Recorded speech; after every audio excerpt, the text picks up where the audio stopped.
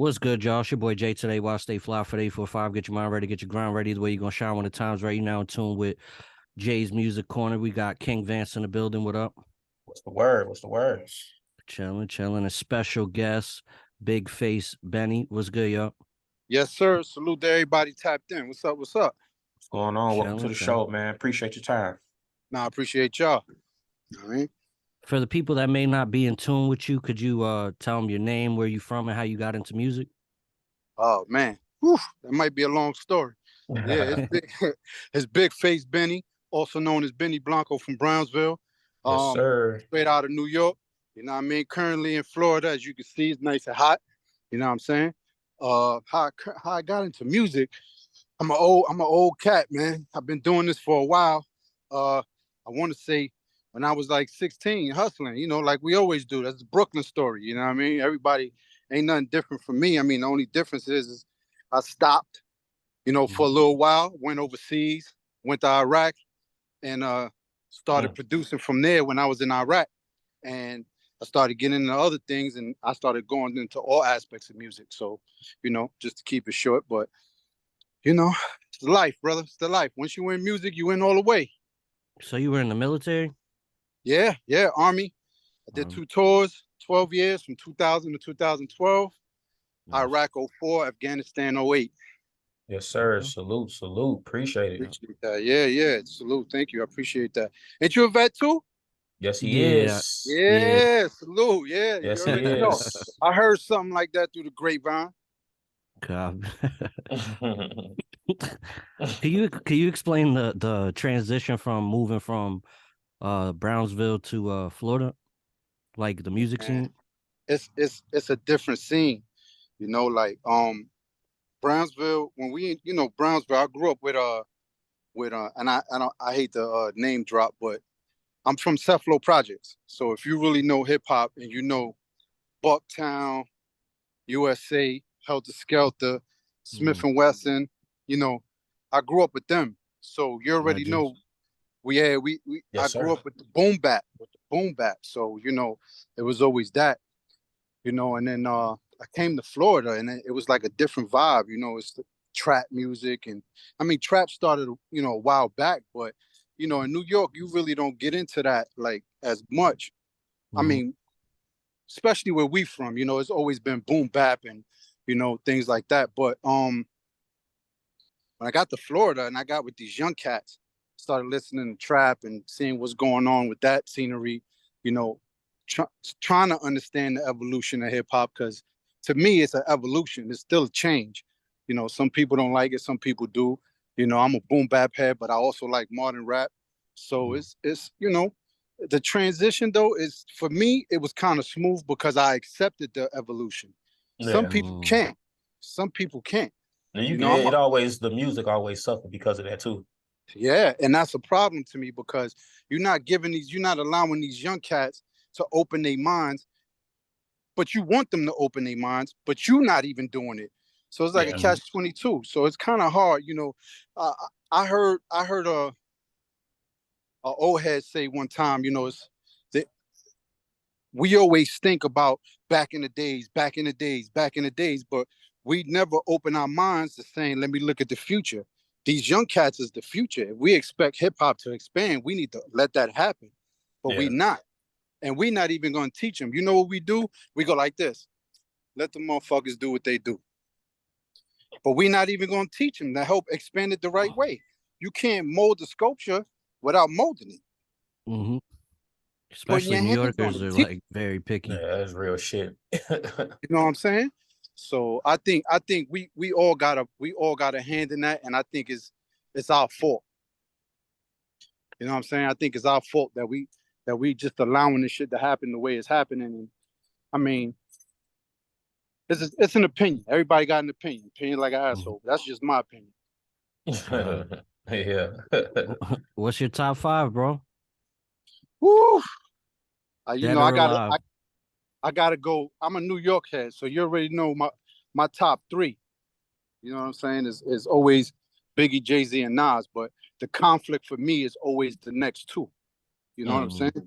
Mm. saying? And I'd be a I feel like I'd be a weirdo if I don't look at Jada and Fab, but I think it's competition in there too, because we also got, you know, other people too. Like let me think here. Yeah, you could throw some honorable mentions. Yeah, because like I said, I feel like I'm a big underground head, so I love rock from Helter Skelter, Okay. but that's just me. You know what I'm saying? Like everybody's top five is different. But if we're Yeah. gonna go mainstream, I'll put Jada and Fab in there. I love lyrical. Okay. I love bars. Jay, I know you know, Jay. I know you know, Jay. I love bars, bro. You gotta come with that shit. Like it gotta be witty. It gotta be fucking intelligent. I don't need this ABC rap. So, you know, it's just I don't know, man. I'll give that honorable mention to Rock. Okay. But I'm also big on energy, you know what I'm saying? And I think Styles P is in there. Styles is hard. Yeah, that was hard. Styles P is in there, but a lot of people don't look at. I really like the energy of. Can I do like a duo, like MOP? Like my shit is MOP. Yeah. Like the energy be turning me up. You know? Yep. No, MOP definitely got that energy. Okay. That hype music. We can't hear you. Yeah, his sound went out. Yo, your sound went out.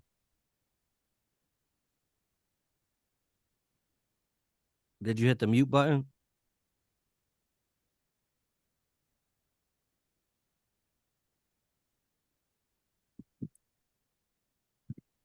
Yo, we I can froze? hear Yeah, there now. you go. Yeah. There you go. There you go. Y'all hear me? Yeah, we can hear you now. Yeah. Hold on, I might have to switch y'all to the. How does work? I have no Oh, there idea. we go. That's why. Yeah, Let I'm me on do the that computer. again. Hold on. Y'all hear me now? Yeah, we can no, hear you you fine. good. Yeah, Oh, you're I good, hear bro. you now. That's what it was. I had to put it on speakerphone. My bad. Okay. No, it's Were you all ever good. forwarded the opportunity to work with anybody from your projects? You know what's funny? And I'm not. How do I say this without even trying to sound funny? Um, I've reached out to a lot of people. You know, a lot of people that I grew up with. Um, and it's always. I don't. How do I say this without being funny? People don't. People don't jump on the train unless they know the exact location that you have. Yep. I get it. I Yep. deal with that a You know what lot. I'm saying? And I hate to say that, man. Because I love these dudes. Like, these my niggas. Like, I love them. You know what I'm saying? But I felt like, when I started making the moves, I started owning my company. I started traveling to, international places, getting them stamps on the passport and things like that. I felt like my reaching out stopped, but their reaching out started. Mm. And because of that, I really felt like maybe I should wait. Because when I felt like we could have used one another, I felt like was the best chance. But now I feel like I can be used and there's no return on investment for me. Mm. I respect There's that. a couple that I'm like, yeah, I'll do it, like quick. But then there's somewhere it's like, you waited till this happened till I started investing in myself, until I started signing artists, until I started traveling, doing shows other places for you to take an interest in me. Now I no longer have an interest in you. And I hate to say that, but that's even people that we meet on social media, we network with, they look at you and be like, nah, I don't even know who homie is. But Yeah, then when they do the facts. background check and they see, oh yeah, he popping, oh, let me call him now. Nah. It's frivolous, like it's phony. You know what you do? You start taxing at that point. Yes, And that's what sir. it's gonna turn. Exactly. And that's what Start it's gonna turn taxing. to. Yeah, he charged me 500. I want 15 now. Yeah, facts.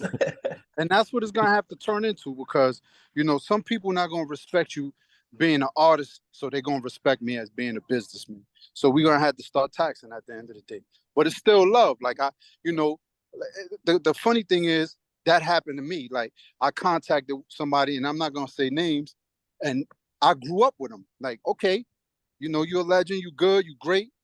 But then he said he gave me a certain amount. And I looked at it and I was like, so I called his partner and I'm like, yo, you know, I called so-and-so and they trying to charge me for a verse. And he was tight. Like, nah, we had this conversation. They not supposed to be charging nobody we grew up with. So now I'm taking it personal. Okay. To what point is it just business and you take it personal? You would just say if you knew somebody, it's personal, and it'd be business if you don't. I think it's dependent on the situation. You know why I say that? Because say for example, Jay, me and you just met each other. We got mutual friends. We've heard each other's music, and we cool with each other. Okay. For me, we in the same slot. We could grow together. And we cool. Let's rock out. I see you in the studio. Let's rock out. We ain't got to talk that business shit. Let's rock out. Let's make some great work. Let's put some product out. And let's, you know what I mean? Get the money on the back end. Yeah. And I've done that before. Shout out to M.I. Nice. You know, I did 2 albums with him. I heard that song. On the Brink of Greatness and Eternal Ambition. You know, we did that like 5 years ago and like something like that. I don't remember the years. My memory's bad, but you know, it's the same situation. But we grew up from those 2 albums and we became family and brothers, you know. So it happens. You know what I'm saying? But if I don't know you and I know my status and I see you moving funny trying to use me, then we're gonna have to go into business. Here's a contract. Here's this. You know what I'm saying? Like you don't know me, I don't know you, but you contact me through somebody else. Yo, I needed 16 from okay, here's paperwork. You know Do you have any advice? I think it's how you approach that. That's the advice. That's where I was going with that. I think it's how you approach it. Okay. You know what I'm saying? Some people are direct. They don't know you. You know what I'm saying? And they trying to go to your man on the corner and be like, yo, can you holler at someone? Nah. You know, through a middleman. Like I feel like, and I think that's why it's very important to network too. Like, let's say us 3, we went to a party, we don't know each other, but somehow in that party we having a good time, having a drink, and we just start chatting it up. Now we cool at this point. Like if it gets to something like that, I mean, obviously y'all gonna do your background check. I'm gonna do my background check. You know what I'm saying? Before it even takes any step. But I think sometimes the relationship, you don't gotta be husband and wife, but it's the same kind of concept where you want to become friends before you even take that relationship further. Right. Yeah. You know what I'm saying? I think man. Exactly. You gotta check each other's temperature. I never got along with people in music, bro. I don't know why. Yeah, you know, and here's the thing too, and I'm gonna tell you something funny. This is the second aspect of it. When we could talk about music or we could talk about hip hop. What we doing? Because hip hop is different. And then, you know, we always see those comments where it's like, yo, why everybody in our culture always act like, you know, we got to be against each other? Because hip hop was built on competition. No, that's a fact. So you may not want to have a relationship with nobody else or try to build with nobody else because you feel like you the best. And that's cool. But me on this side, I got to understand that. That's cool. But I tell you what, we're going to get on this track. Like Wayne said, whenever somebody send me a track, they better know I'm going in. Try to kill him. You know what I'm saying? They got to know. J. Cole will be on right now. Exactly. Oh, yeah. J. Cole's another one. Matter of fact, I should have put him in my honorable mention. I forgot that. J. Cole. Shout out to Cole. I think before it's all said and done, J. Cole will be in a lot of people's top 5. Oh, yeah. Yeah, but you know what? A lot of people, and I don't, and we going back to that conversation. I think top 5 has so many different categories that when we think about it, some people don't even talk about consistency. Yeah. And I think J. Cole is getting into it. But now if we do add consistency, does that take people like Pun, Biggie, Nas out of short? You know, like, you know, so I hate to say it, but I think when you talk about top 5, you got to add the categories in it. Yeah, I was just saying like your influences. Like I think I think Nas could stay though. I mean, he's been more consistent recently. Recently, With right? the Yeah, But I I'm mean, like Crazy. early on. Yeah, it took too many in the years in middle of it. between. Yeah, in between, to me, I think it was questionable. But then when Yeah, he came out with God Disease and all that, like the 1, 2, and what he had 3 now. yeah, Yeah. he dropped That boy, everything. that boy, he's showing consistency. He's showing a legacy. He's showing, that he still got it. Me personally, I'll How put much him in credit old. would you give to the producer on that though? Who was that? Hit Boy? Hit Boy. Yeah. How important do you think a producer is? I think it's an important detail. I'm glad you asked that. That was a good question. Me, I love Hit Boy. I love Hit Boy. But I don't know, man. The production on it, I kind of felt like it was different. It wasn't for Nas, and I felt like some of it was fire, but then some of it, You didn't think the beats was for Nas? some of it was. You used to them whack ass beats. That's what you used to. Nah, Nas is I'm used to telling having you, some whack ass there's beats, some. You man. know what it is? Yeah. You know what it is? I'm gonna tell you what it is. I'm gonna tell you what it is. There was. It could have been where Nas was taking it, where Nas was taking that beat. Yeah. I think it needed to be filled in, or when Nas did fill it in with his flow and shit like that, he needed to take a little bit off so that it don't overcrowd the song. Mm. So Yeah, it could he have been a tries to little put bit of mad that. words in a bar, like Nah, he do. Right, He really do. right. it'd So be like that's modern day production, and you still trying to do that. this is Old where I was shit. saying. So it's not so much the beat itself. I think the formatting could have been different, Yeah. things like that, where because Nas is a conscious rapper, obviously. You don't want Yeah. to put too much. But now if you're gonna do a Hate Me Now type song, you give it them horns and you give it all of that shit. You know what I mean? So he know, okay, I gotta give him that sound, that bounce, that the not the basic, but I could give him the flow with it too. Like Nas you gotta attack Nas tactically. Mm. God, but do you think that's like you said earlier that maybe he has to have a new sound now and not be stuck in the 90s? You know what? Some people accept it, but if you don't accept it, stay where you at. And why Fix was not broken. I mean, I think his core base fans is still accepting him, and I think they running with it. He got his Grammy. Exactly. Yeah. So why Fix was not broken. I think he's doing good, but I think he could give him something different this time. Yo, back to you. Could you explain like your touring experience overseas compared to like performing in the States? Oh, I know that shit different. Yeah. Heard Yeah, the it's bag different too. everything's different. The scenery, people's different. I mean, you got to remember too. I went out there for a different reason.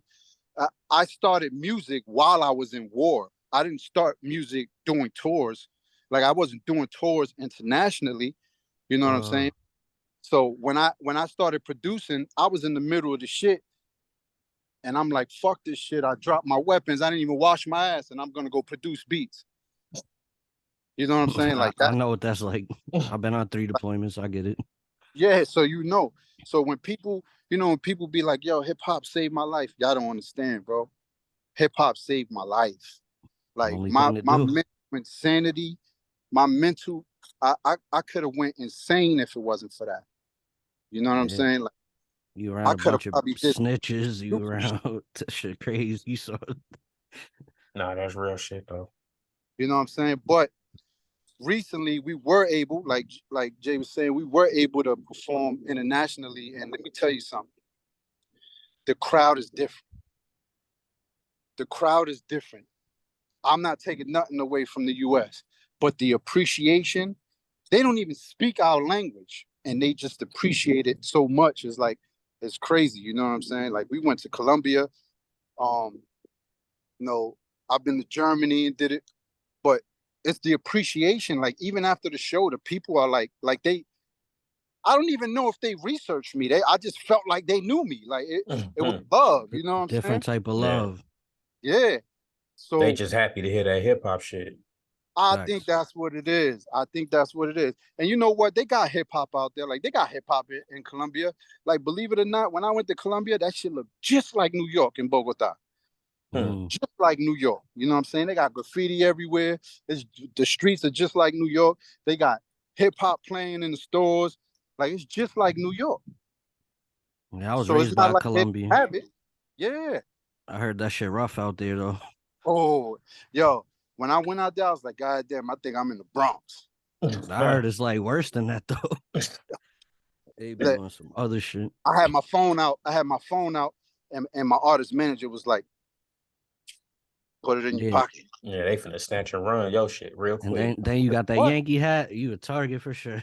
Yeah, and I did too. He was trying to tell me don't put it on, and then I had my phone out and shit. I got my Big Face Music World hoodie on, and I see the people looking at me like, yeah, he ain't from here. Yep. One day I went out with my Big Face chain.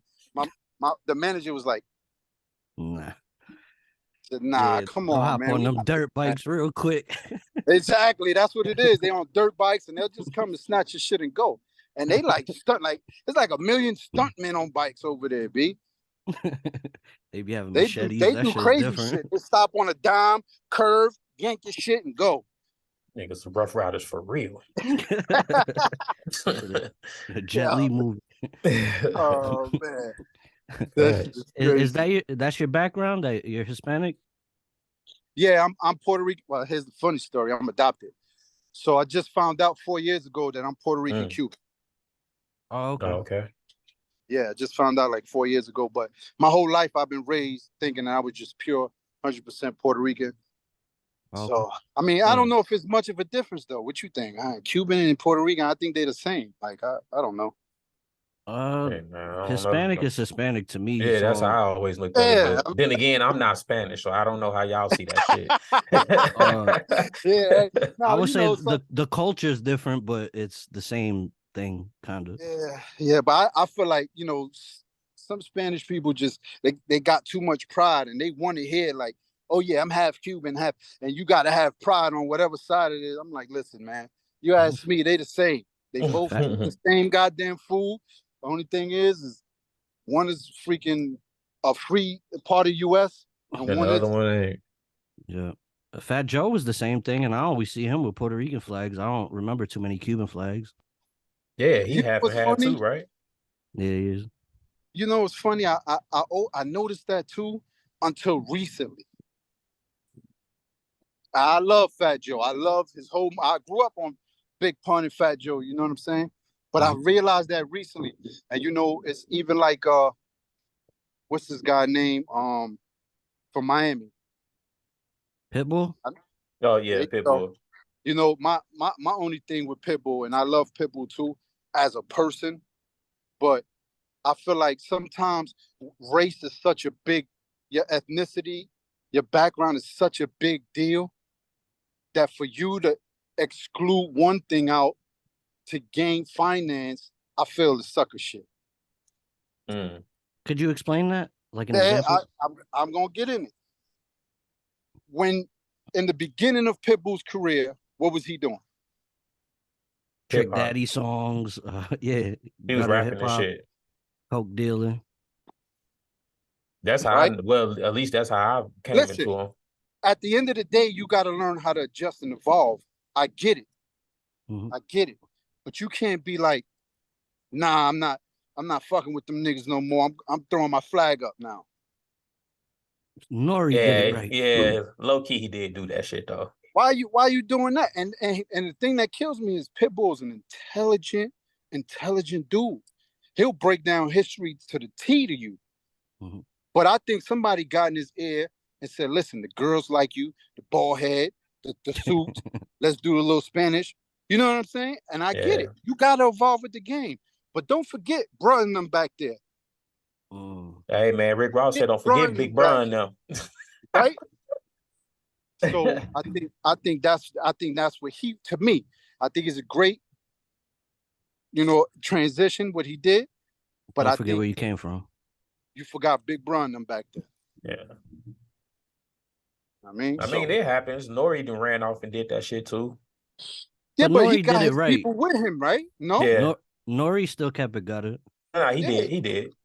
He still got his people with him in his transition into the podcast world, but you know, Yeah, and Pitbull he went even got people full. with types of And I don't think Pitbull podcasts. went Nori full really. Spanish. I don't think Nori really came out as a Spanish rapper. He was just rapping. Well, nah, he had like a few albums where Well, he no, I mean, really hit it on the head with that reggaeton shit. let's Yeah. keep it a buck. Remember, the people was in his ear saying, "Don't do this, don't do that, don't do this." He was one of the first ones from hip hop to jump at that reggaeton. Yeah. Yeah, that's a fact. I meant like he didn't come out as like super Spanish rapper. I'm Mr. Panama. You know what I mean? Oh, nah. I mean, but Yeah, that's true Pitbull too. didn't either though. I was gonna say, yeah, like in what era was that really a thing though? Like, because if you think about it, in them days, hip hop was hip hop. It didn't matter where you was from, didn't matter what you was doing. Hip hop was hip hop. You got that sound. What? That should turn up the club. Let's go. Yep. I don't want to fuck with us. We Not don't- us. You ain't gotta show a Yeah, flag. facts. You ain't gotta show a flag until Big Pun said Boricua Morena, and shit started turning up after that. And it's like, all right, now you got to show who you are. And that's, to believe it or not, I believe that's when Fat Joe mentioned that he was Cuban Puerto Rican, because nobody knew that.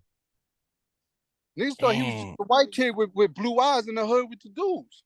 Flo I ain't gonna Joe. lie. I thought he was a fat white dude.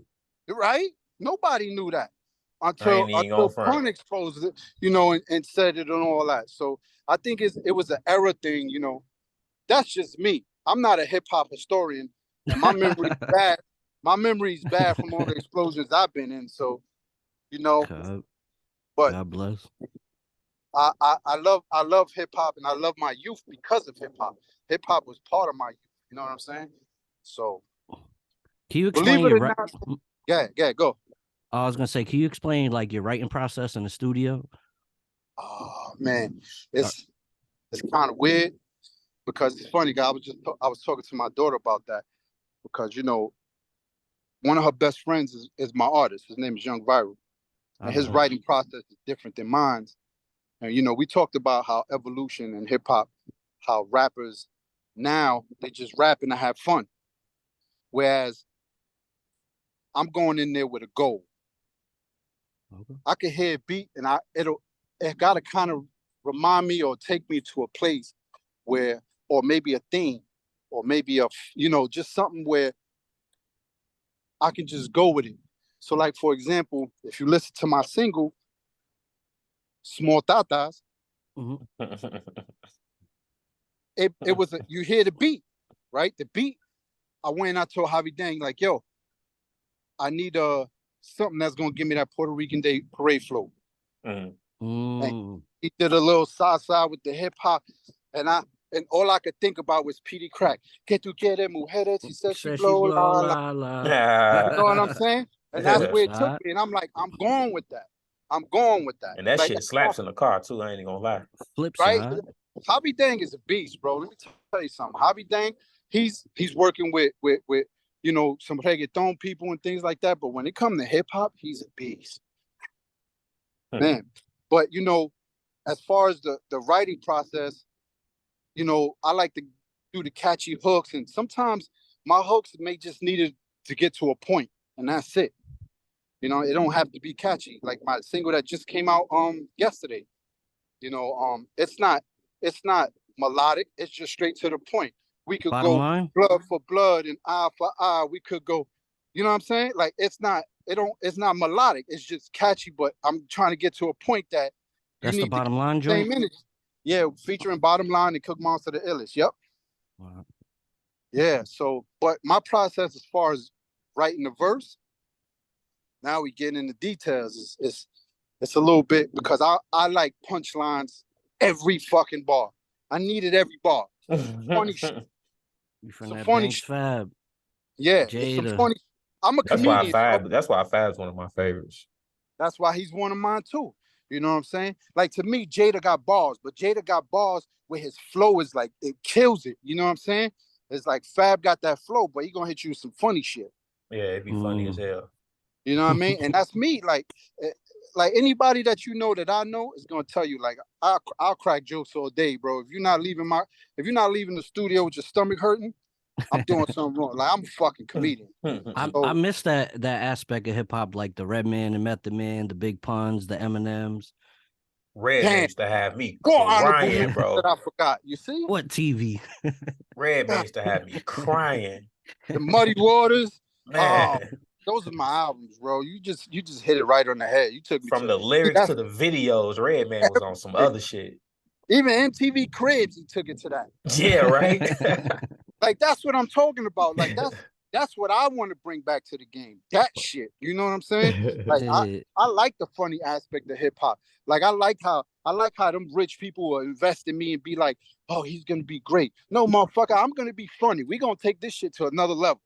Think You funny know? is a lane. Yeah, I mean, not too many people can do it. Redman and Meth did that shit. All the way to How High, the movie. It's my story, and I'm The only sticking to rapper it. today I could think of that do that is the Baby. Baby. Now, Yeah, the Baby. but you know why? Because he puts himself out there. That's the problem with motherfuckers. And Redman and Method Man sold it to that era, but nobody was buying it. And that's why a lot of dudes that's from the hood didn't evolve in the game because they was too scared to be that person. Mm. The Baby is not scared to be that person. He'll go on social media, dressed up as Joker. He'll start doing crazy shit, and you can see, oh, this guy's talented. Not only can he write music, but he can act. He's funny. He do this. You can expand with that dude, but he shows it. Redman and Method Man showed it. But if you want to be hard all day and rap all day, then that's the lane you're gonna stay in. Yeah. Do you think it's hard for like like a New York artist or Chicago artist to tap into that lane because they might look at you as weak or soft? Nah, you know why? Because there are New York and Chicago rappers that's done it. Look at from Chicago. What's his name? Chance the Rapper? No, Chance is not from Chicago. What's this dude's He's name? from Chicago. He's from Yeah, Chicago. Chance is from okay. Chicago. Yeah. He don't look like your typical drill music guy or you know what I mean? But Yeah, but he get clowned. I ain't gonna lie to you. He gets clowned. I'm from Chicago, so I know he gets clowned. Oh, man. He gets That's clowned, crazy. bro. But it's still He gets a pass though. He's but still successful. but it's Yeah, he still should get a possible. pass. It's still possible. You got to have thick skin regardless. He got thick skin to go through that clowning, and No, he still facts. makes money. Yeah, facts. You know what I'm saying? So it's possible. It's possible. And then we got what's his name? Fuck is his name from New York? He's not the typical drill rapper. And I can't remember. God damn, my memory's bad. 6ix9ine. Please don't mention that fucking guy. Not him. Damn. Uh, That guy's the worst. My man said 6ix9ine. That guy's the fucking worst. And he told you he don't even know how to rap, and people still bought into that bullshit. How you feel about him getting beat up, bro? I don't give a fuck about his snitching. That's not my problem. He ain't snitch on me. But when I heard that's not why away, he got. I heard that's not why he got jumped though.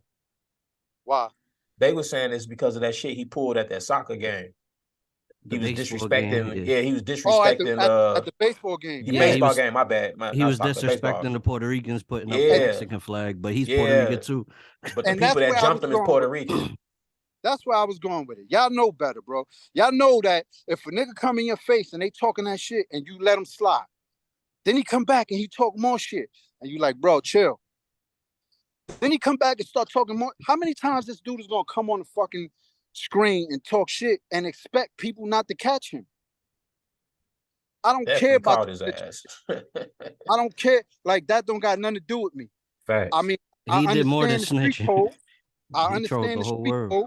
We still live in that street code, but right now, as of this point, that has nothing to do with me. But that talking shit, that shit irks me, bro. And sooner or later, you're dealing with a massive, massive world, and they're gonna catch you. So you think you're gonna walk through Florida one day and you're gonna be good, you're enjoying the sun, but the next day you're not gonna get caught? Come on, man. You can't. That's somebody said that shit. I think it was your boy, his snitch buddy, Charleston White. He said you can't be in the same spot twice. He said his snitch buddy. The same spot twice. You was good yesterday. They waiting for you tomorrow. Facts. The only reason his snitching didn't bother me is because I already knew it was gonna happen. Yeah, well, I think that's the only reason why it didn't bother me. I called that shit like I said, yeah, as soon as they get into some shit, he telling on everybody. And he did it. So it didn't shock me at all. Oh man. That I think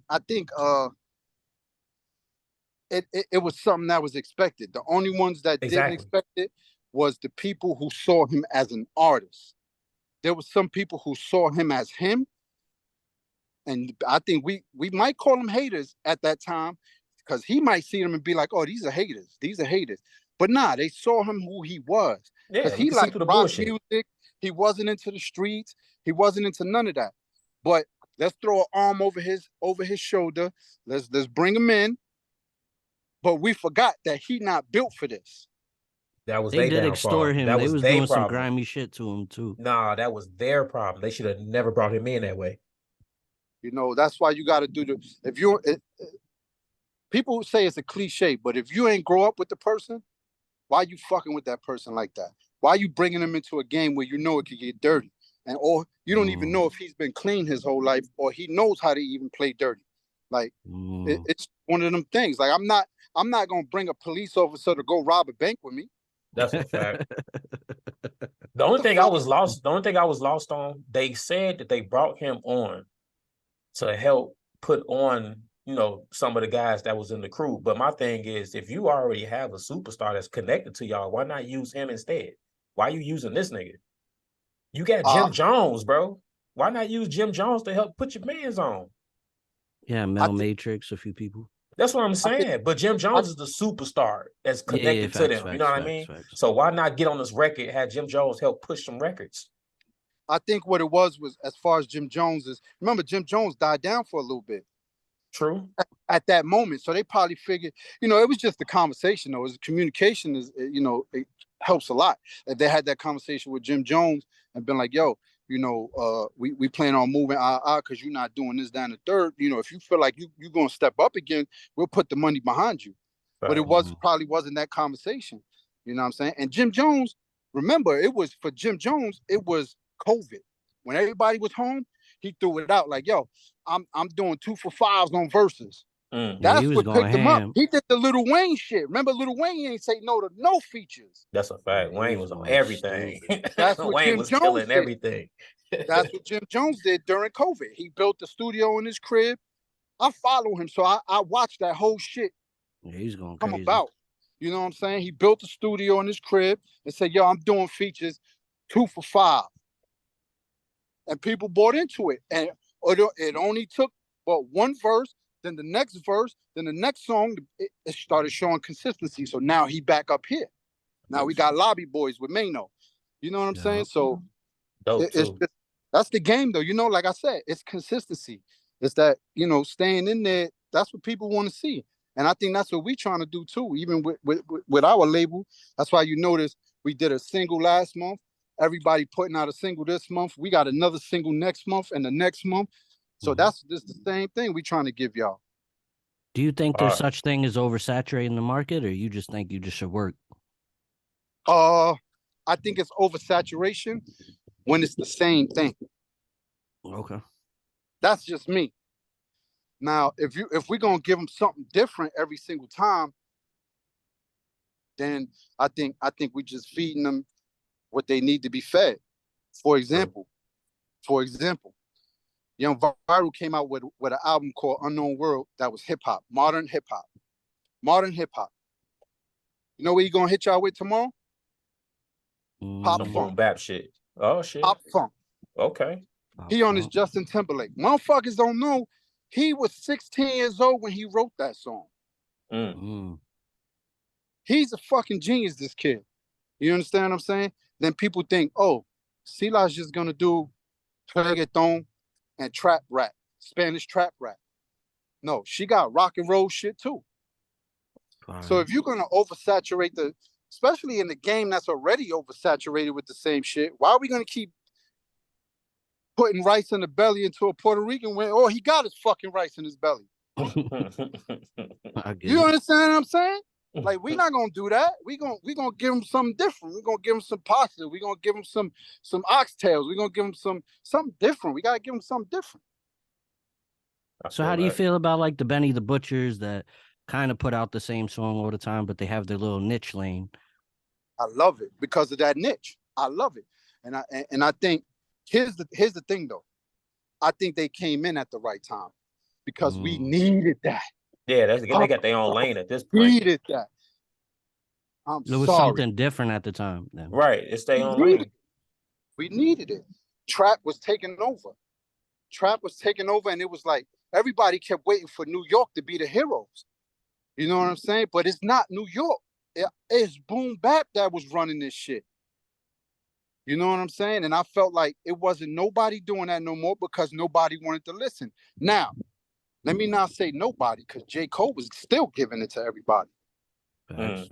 Funny thing is you knew there was some how do you say it? There was something was gonna happen because the Young Bucks love J. Cole. So why when Benny the Butcher and them come out, why wouldn't they love them? But you know what happened? We was too tough with not following. We want to follow the trends. Let's follow the trends. We're gonna leave boom bap over here. It's like Saucony's and New Balance is coming back. Yeah, but you know everybody's like, I'm gonna go cop a pair of Jordans today. They forgot about the Saucony's and all that shit coming back, right? Now everybody's back to the Saucony's, and so you might see some shell toes come back out. That's true. It seems like everything do work like that. Well, it always come back full circle. But they always it always say it recycles. They always say that. You want to get into this first single of the night? What's that? Yeah. What we got? The Small Tatas. Woo! Let's get it in. Let's get it in. Produced by Hobby Dang, baby. Let's go. Salute. You funny, son. All right, the first joint of the night, we got Jay's Music Corner. We got co-host King Vance in the building. I got to get this thing out of the way real quick. Boom. We got special guest BigFace Bennie in the building. Yes, BK representative, residing in Florida now. We got BigFace Bennie, Small Tatas. It's Jay's Music Corner. Let's get into it. Go.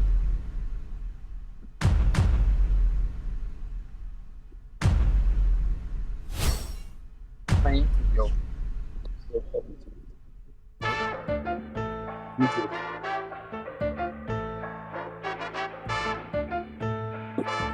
BigFace Music World. Que tú quieres mujeres, she says she blow la la. Big hips and she got the small tatas. When I'm in it, little mommy call me papa. Jump in the box and then I do the draw. Yeah, spicy mommy, yeah, she on her way now. She like it ass up, face down. Pretty face, love it when she work it from the waist down. Bakery counter, she keep that cake out and her mouth a playground. Boricua, Morena, Dominicana, Colombiana. Big face to eat it like Benihanas and make you lose it like you ain't got no ends in mi casa.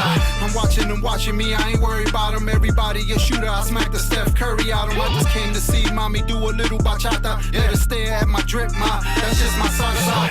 BFM dub, we want all the smoke. Like that London fall, call your broad, put her on a boat. Got her in a two-piece, ain't nobody here, so the top came off. Now she tanning her two stings. Tell me, que tú quieres mujeres, she says she blow la la. Big hips and she got the small tatas. When I'm in it, little mommy call me papa. Jump in the box and then I do the cha-cha. Que tú quieres mujeres, she says she blow la la. Big hips and she got the small tatas. When I'm in it, little mommy call me papa. Jump in the box and then I do the cha-cha. Spicy mommy, go from that little skirt to something see-through. Nipples looking like I see you. That box flexing on me, that's them Kegels. She trying to get me there faster than police for the rich people.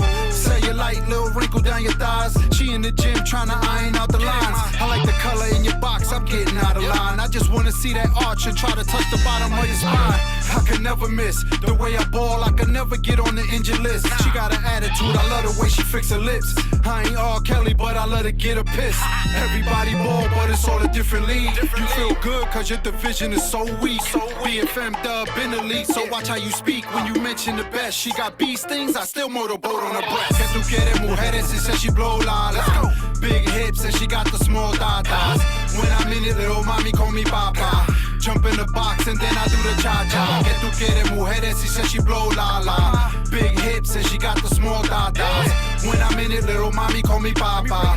Jump in the box and then I do the cha-cha. Que tu quieres, mujeres? I keep the yak in the yeti. She get her waist wrapping the Fendi, do it in back of the Bentley. She my sex ed teacher, so I'm in back for attendance. Learn about that arch on the back when it's bending. Got it all, mama, like logistics. Sex drive, automatic, but she love my stick shift. I ain't the police, so I don't cuff, but I frisk chicks. None of my goonies blind, but walk around with a big stick. I do it for the nights that I had me on the crates all night, getting money tax free. And I'm too tall for the back seat. Plus I move like a radiator warehouse, the way I stack heat. Mama, it's all about locations. Let me see them tats. She got wings on her ass cheeks. I'm trying to make her flat. Let's make it clap Mondays every day over here. Big face, always keep a helmet on like motorcade. Que tu quieres, mujeres? She said she blow la la. Big hips and she got the small dadas. When I'm in it, little mommy call me papa. Jump in the box and then I do the cha-cha. Que tu quieres, mujeres? She said she blow la la. Big hips and she got the small dadas. When I'm in it, little mommy call me papa. Jump in the box and then I do the cha-cha. It's Big Face Music World, baby. This where you get your bottles. Let the money fly. Go ahead. Once again, it's Jay's Music Corner. That was BigFace Bennie, Small Tatas. We got co-host King Vance in the building. What did you think of that? Yes, sir. All right, so look, played the shit in the car, right? So I said earlier that shit slapped in the car. It did. Shit was hard. Flow was hard. All that shit, right? I only got one question though, bro.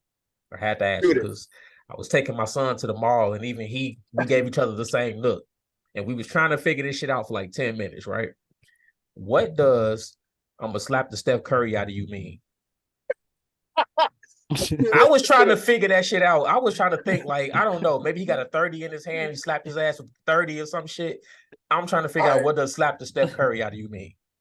If you listen to the setup line says everybody think they a shooter. I smacked the Steph Curry out of him. How the fuck did I miss that? Damn, okay. All right, gotcha. So, you know, that's that. And I believe it or not, a lot of people actually miss that. So the fact that your son, even as young as he is, caught that, salute to him. I appreciate that.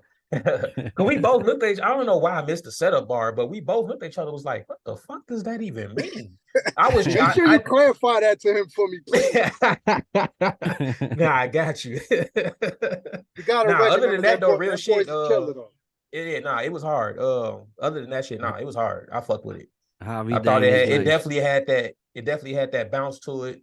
The flow was on point. Bars was on point. Nah, that shit was hard. I can't appreciate that. Yeah, appreciate that shit was hard. And all the small titty bitches always have the fatty, son. Yeah, that's what I'm trying to tell y'all. Hey, that's listen, a fact. Don't get me in trouble, man. I'm driving with the lady now. I'm trying to take the family home. Don't start, Jay. Don't start.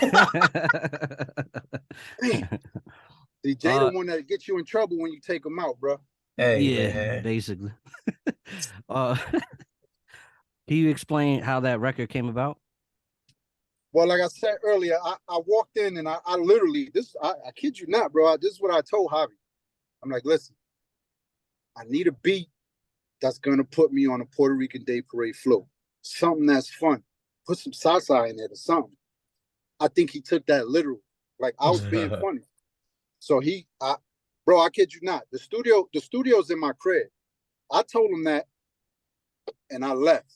I think I went to go do something with the dogs or something, and I came back and he got his hands on the piano playing salsa.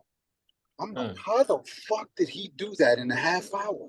But I don't think he overdid it, though. Whole beat. Huh? I don't think he overdid it, though. I don't think so either. But not at all. You know, there's some people who feel like he overdid it. There's some people who feel like I would have did more. You know, I thought it was perfect. I appreciate that. I'll let him know too. I'm sure he's gonna appreciate it. But you know, we played that video in another show, which we both know the show, and it was somebody on there, and I think that it was their engineer mentality, and it was like, oh, for the third verse, I would have did something different. And I respect it because everybody got a different mindset towards it, you know. But I feel like it was the feeling for the moment. And I think people forget that we do music based on how we feel for the moment. And nowadays, having a third verse is a little taboo. Like, a lot of people do the short songs. They do the two verse and be done with it. I don't want to do that. I don't want to do the 2 verse things. I understand that there are certain beats where, you know, the time is double count and things like that. So we can only give them 2 verses. You know what I'm saying? But I want to stay away from that. And what drove me to that was, you know, I think we all familiar with Slaughterhouse, King Crooked Yeah. Eye. On his Facebook, not on his Facebook, on his Instagram, he posted RIP to the 3rd verse. And that hit me hard. That hit me hard. This was about a year ago. And that hit me hard because I'm like, wow, why are we doing that? You know what I'm saying? And I feel like it's the attention span to people, kind of. Oh, there you go. Yeah. I think it's a little bit of that. And I kind of feel like these new musicians, and rappers are lazy. I was gonna say that. Yeah, because even on the feature record, they still only do 1 verse each. I feel like it's laziness. You know what It's I'm like, saying? damn, even with a feature, you can't add a 2nd verse on your own. But here's the thing, though. We applaud them by streaming that shit, so they feel like it's all right. That's true. You know what I'm saying? And that goes back to what we was talking about earlier. I think a lot of the evolution, part of the evolution of the game, is that we applauding them too much for the shit, that the shortcomings that we get. Yeah. Instead of saying, nah, we need more. You're not proving yourself. We need more. Can I ask you something? Shoot it. I'm from the era of like the 7 to 10, 13-minute song, and we used to think it was extremely impressive. I want to bring it back. You think somebody nowadays could really listen to a song that long, like a little kid? And you know what's funny? If it's a posse cut. Rest in peace to DJ K Slate. He tried it. Yeah, facts. And I think only his core base fans was the ones who paid attention to that. That's what I think. And I don't think that the newer, and it goes back to why we putting out the album the way we putting it out, single every month. Because putting out an album, their attention span is gone. Yeah. That's why we doing it like that. Nobody listens to albums no more. Nobody listens to albums no more. I think I'm one of the last person to listen to full albums. I don't know what it is. I've always been that way, and I've never changed. And it ain't got nothing to do with the type of music. It's just the attention span. I'm gonna tell you why. Young Viral put out a album, Unknown World, an album. The only thing that gets listened to is the first 5 songs. And then what we did was we put one song that was at the end of it called Dolly. And that song is #1 now. It was at the end of it. Nobody heard it when it was an album. But when it became a single, everybody loved it. So you think you got to front load the album then? Right. So the only way to front load is by putting it out singles every month. And it's like, I don't know, you guys are familiar with Russ. I'm assuming Russ. Yeah. I read it. He said it on an interview one time too. You know, when he looked at SoundCloud, when you looked at the numbers, the only thing people was listening to was the first 4 songs. That was it. But can you contribute that to the fact that most people listen to music like me? I listen to music in my car only because that's the only place where I can really listen. I got like 3 kids. I got 2 nieces in my house. I got 5 kids total. I can't just listen to music in my crib. So the only time I get a chance to really listen to music is when I'm in the car. Now, a normal car ride is only about 20 minutes. That's going to give you about 5 records. Right. Maybe. Right. So maybe it's just the time span of you traveling, going to where you're going. And then, you know, most people never continue the album. They just start the shit over. Yeah, no, you're especially right. if they like a joint too. Yeah, especially if they like about 3 out of that 5, they're gonna restart the whole thing. 100% right. But you know what we also got to look at, and this is nothing to you, my brother. So love. We have to understand that people have options. There's shuffle. There's true. You understand what I'm saying? There's other ways to listen to music. Not saying that you don't know that. What I'm saying is I got you. What I'm saying is that there's options. So in order to combat all those options and various solutions, you just come out with a single. Let them deal with that. Now you can listen to that 5 times. No, I You got know you. what I'm saying? Yeah, Nigga, listen fact. to that 5 times. Let me get 5 streams just from you alone. I need 1 million more people to do that. You think that's why the EP became so popular? Most That's definitely. That's Most exactly definitely. what happened. That's exactly what happened. You know, and I think that era also fell short because even with the 4 songs, you know, if you're not doing it with various artists, nobody want to hear the EP no more. They want to hear different sounds. It's not just a short album. They want to hear different things, and that's what we tend to forget. Like they're doing that for a reason. Like EP, like look at Meek Mill. Meek Mill came out with that EP. What was it again? Where he had the crystals on the cover. Was it Dream Chaser 4? Was it Dream Chaser DC 4 or something like that? I think it was. An EP. It was an EP. I think it He didn't was. get no recognition the way he was supposed to get it for that. Now that shit was hard too, though. He didn't. It was, but he didn't get the recognition like these other dudes are getting for a single. You know what I'm saying? And that's another bad thing. Like how, you know, these award shows they nominate people for best albums and things.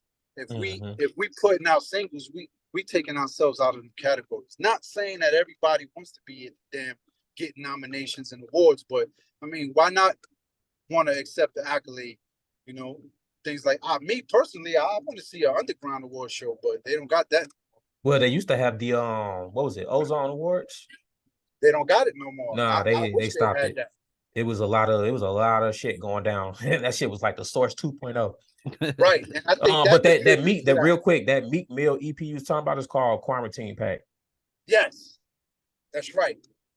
But you see, it ain't like people listening to like the old Meek Mill Dream Chaser. You're not gonna forget that. But I forgot it, you know, the EP name because I listened to the 4 songs and I'm like, I want to hear something different. I'm gonna go change it. I'm gonna go listen to something else. No, that DC2 was my shit though. DC2 is man. Oh man, I love Meek. Meek Mill's one of my. He's another like, you know what I'm saying. I think like in the future, if he stays consistent, I think he also has to evolve too because Meek Mill is he could get lyrical at some point. I just feel like some people he also in there with the young bucks where it becomes basic sometimes and it's just only about flows and how he's saying words that people get tired of hearing that too. Yeah, that's just me. Like I think, you know what I think people are missing? That rewind button. Yeah. I think Meek Mill peaked too early. You think so? Why you say that? Yeah, because you think about it. Like, all right, let's think about Fab, right? Fab don't have no decline because Fab never really went so high that everybody like, oh, he fell off. Fab has been consistent, a consistent line. Like that, yeah. Right. He's not going low, he's not going high. He's just consistent. You know what you're gonna get with Fab. And when you hear it, it ain't disappointing. With Meek Mill, he started off so high that I'm a Boss record. Yeah. And then the Dreams and Nightmares intro. Then what has he done since the intro? As far as the impact of his music, what has he done since the intro? He been feeding the game what it's been evolving to though. That's we're talking about. We're looking at Meek Mill as a possible legend, possible looking at him in a range where he could be, you know, like in that I don't want to say whose names, but in that category. But what he did was to stay relevant. He fed the game what the game was accepting at the moment. Possibly, but what I'm saying is that could hurt you. That could hurt you, but it can help you at the moment. Yeah, but his trajectory, like it didn't keep going up. Like when you think about it, nobody's excited over a Meek Mill record no more. I tried to think of one for like 2 minutes, bro. Bro, you can't. Nobody's listening to him no more. Now, me personally, I still listen to a Meek Mill record. But I'm talking about the general public. I can't base it off what I do because I listen to a lot of people still. I still listen to Plies. And I ain't heard a motherfucker talk about Plies in years. Facts. But I still listen to him. I'm listening to You're gonna make me think about that now. Shit, I'm listening to You Need People Like Me, Part 2 right now. I don't think Amen really rang off like that. Amen was nice though. Let me ask y'all a question. Did y'all get to listen to the Creed 3 album? No. Soundtrack to the movie? That's gonna take. You know why? Who produced that whole thing? Who's name? Who's on there? J. J. Cole. Cole, yeah. All those is J. Cole. He I heard produced the whole his album? When I tell you they executive, I went think. in, Big Sean Bro, I did not know that. went Hold in. on. Yeah, you gotta get on that. You see? I I'm heard telling the you. interlude. I didn't know they had a soundtrack to the movie. I heard the Adonis Yeah, it's interlude. crazy. That was about it. Yeah, but that one was fire too. Oh, okay. No, I'm lying. I did hear that J. Cole label was pretty much the soundtrack for the movie. Yeah, that's what I just didn't get a happened. chance to check it out. No, I did hear that. I'm lying. I'll take that back.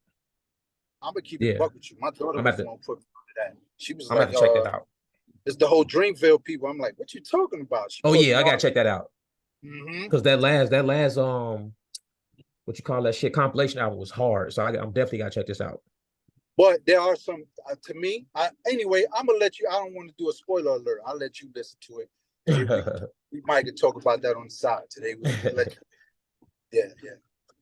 Who do you guys got between 50 Cent and Wayne in the verses? Oh, I think, bro, that's gonna cause a problem. Because I think it's a lot of slick talking going on. You know what I mean? Like you heard how 50 said, DJ Envy's like, yo, 50 gonna wash him. And then so what's his name? Guru jumped in and was like, yo, stop that bullshit. And I think it's gonna get bad. But me 50 personally, ain't washing no damn Wayne, bro. 50 ain't washing nobody. He He's ain't great. washing no Wayne. He's great. He's great. But I think location is big. It has to be put in a neutral location. And even if it's put, and I only mean neutral by for example, we can't do it in New Orleans, we can't do it in New York. Nah. That's what I mean by neutral. Yeah, send that shit out to LA. Anywhere else. Yeah. But even if you did that, Lil Wayne gonna hit. He ain't beating Lil Wayne, bro. I can't see it. I'm sorry, bro. I Lil cannot see it. Swiss did say that it'll never happen. It probably won't. I could see Wayne doing it. I think Wayne will do it. I think 50 will do it. It's not. I thought they was having a meeting about this. Nah, I think it was one of them hypothetical things, and it just went viral. Yeah, Swiss said that they're too different, that he would never put them on the same stage. See, but that's why, yeah. And then you got to think about they is different. Yeah, you know, I mean, again, we talked about it earlier. His feature run, come on, bro. What you gonna say? we not gonna play features? That's gonna be one of the rules, because that feature run, Wayne really gonna kill him. You not beating Drake, Nicki. Hey, real quick, I thought about this too when this topic was going viral. I'm not too sure how familiar y'all are with these two artists' catalogs, but what do y'all think about a Boosie versus Plies? Oh yeah, I think I saw something like that. Sounds kind of. I'm gonna keep it a buck with you. Like I've always been it sounds even, but I hate to say this. I think these are two great personalities, only because I've watched them more on their social media and on TV more than I really listen to their music, because I'm a real New York head. Like everything was always New York music, so I can't really call that one. Now, if you're talking about like the #1 hits, I know those, but everything else, like if you put that versus like where they from, them people gonna know their shit more than we do. If we keep it based off the general public, then Plies will probably win that, because he does have, I think he has more hits than Boosie. Boosie probably have about 3 hits that he can play and everybody would know. I think Plies got about a good 6, 7 that everybody would know. I think you're right, but again, I can't. And I told y'all earlier how my memory is. I still can't remember a Plies song, but I know he has some hits. Yeah, I don't follow either artist, so I'm not sure. It just dawned on me, because Plies is one of the Plies and Boosie both is one of those artists where it's like they had they moment in the mainstream, but they're more underground, but they got the music. Like if you listen to the music, the shit is hard. So it made me think, because like I said, I've been listening to Plies, so it made me think like, damn, who could Plies go against in a versus? Because Plies got some shit. Like it's some shit that I ain't heard in years. I'm like, oh damn, that was the shit back then. And But they I both got funny. a question. Does he have a catalog like that? Who? Because I could I probably think remember they both do. Who? maybe Wait, four singles that he did which one you that I talking about? remember. Plies. Man, listen, let me tell you something. Plies got a catalog out this world. Yeah, Florida You gonna love make- him. Plies too. had You gonna that make one it so hard to incident and Google it this. fucked his whole career up, and people just forgot about him. Uh, He had one incident, and when Jamie and 40 Glock told they side of the story, it kind of like fucked up Plies' mainstream success he was getting. He went right to underground. And then he Man. reinvented himself with the social media shit. Yeah, because that's what reminded me about him too. When I saw him on IG, I'm like, oh, this is nigga Plies. I started following him, and then he just became one of those dudes that had the funny quotes and the funny signs and Yeah, shit. nah, he got the catalog for sure. I But I promise heard if he you making go some- back I heard and he got an album coming out too. a new one, I know the Yeah, last I one heard he he dropped working on it. came out. I think the last one he dropped came out last year or the year before. It's called GOAT. I think it came out last year or the year before. See, but it's, Yeah. again, it's one of them things where I think when you come from that era and you didn't do it in that era, this era is not going to accept you that much. I mean, yeah, that's more for the crowd that's like at least my age and older. If you got to be at least 34, 35-ish. Yeah, but you know what? Your era was still thumbing through the CD covers. The facts. That's true. He was. And I'm still mad my wife lost my damn CD collection. I asked her what my shit was. She was like, I don't know. What the fuck? I think I gave my shit away. I still got some Jagged Edge, though. I keep my Jagged Edge CD, though. No, Jagged Edge was hard. They're my boys. They're my boys. You know what I mean? I still got the DMX Flesh of My Flesh. I still got, and I'm talking about in the rappers. I still got them all in the rappers. Oh, damn. Yeah. Damn. The ones that I left open, the one I opened up, I gave them shits away. The ones that I still got in the rapper, I keep them. The Locks. We Are the Streets. Still got it in the rapper. Nocturnal, Helter Skelter. Still got it in the rapper. I ain't got nobody's left in the rapper. I got a lot of vinyls, but not CDs. I ain't got nothing. You know why? You know what I used to do? I used to buy the original, like the real shit from the stores, and then I used to go to the bootleg one to use that one to listen to.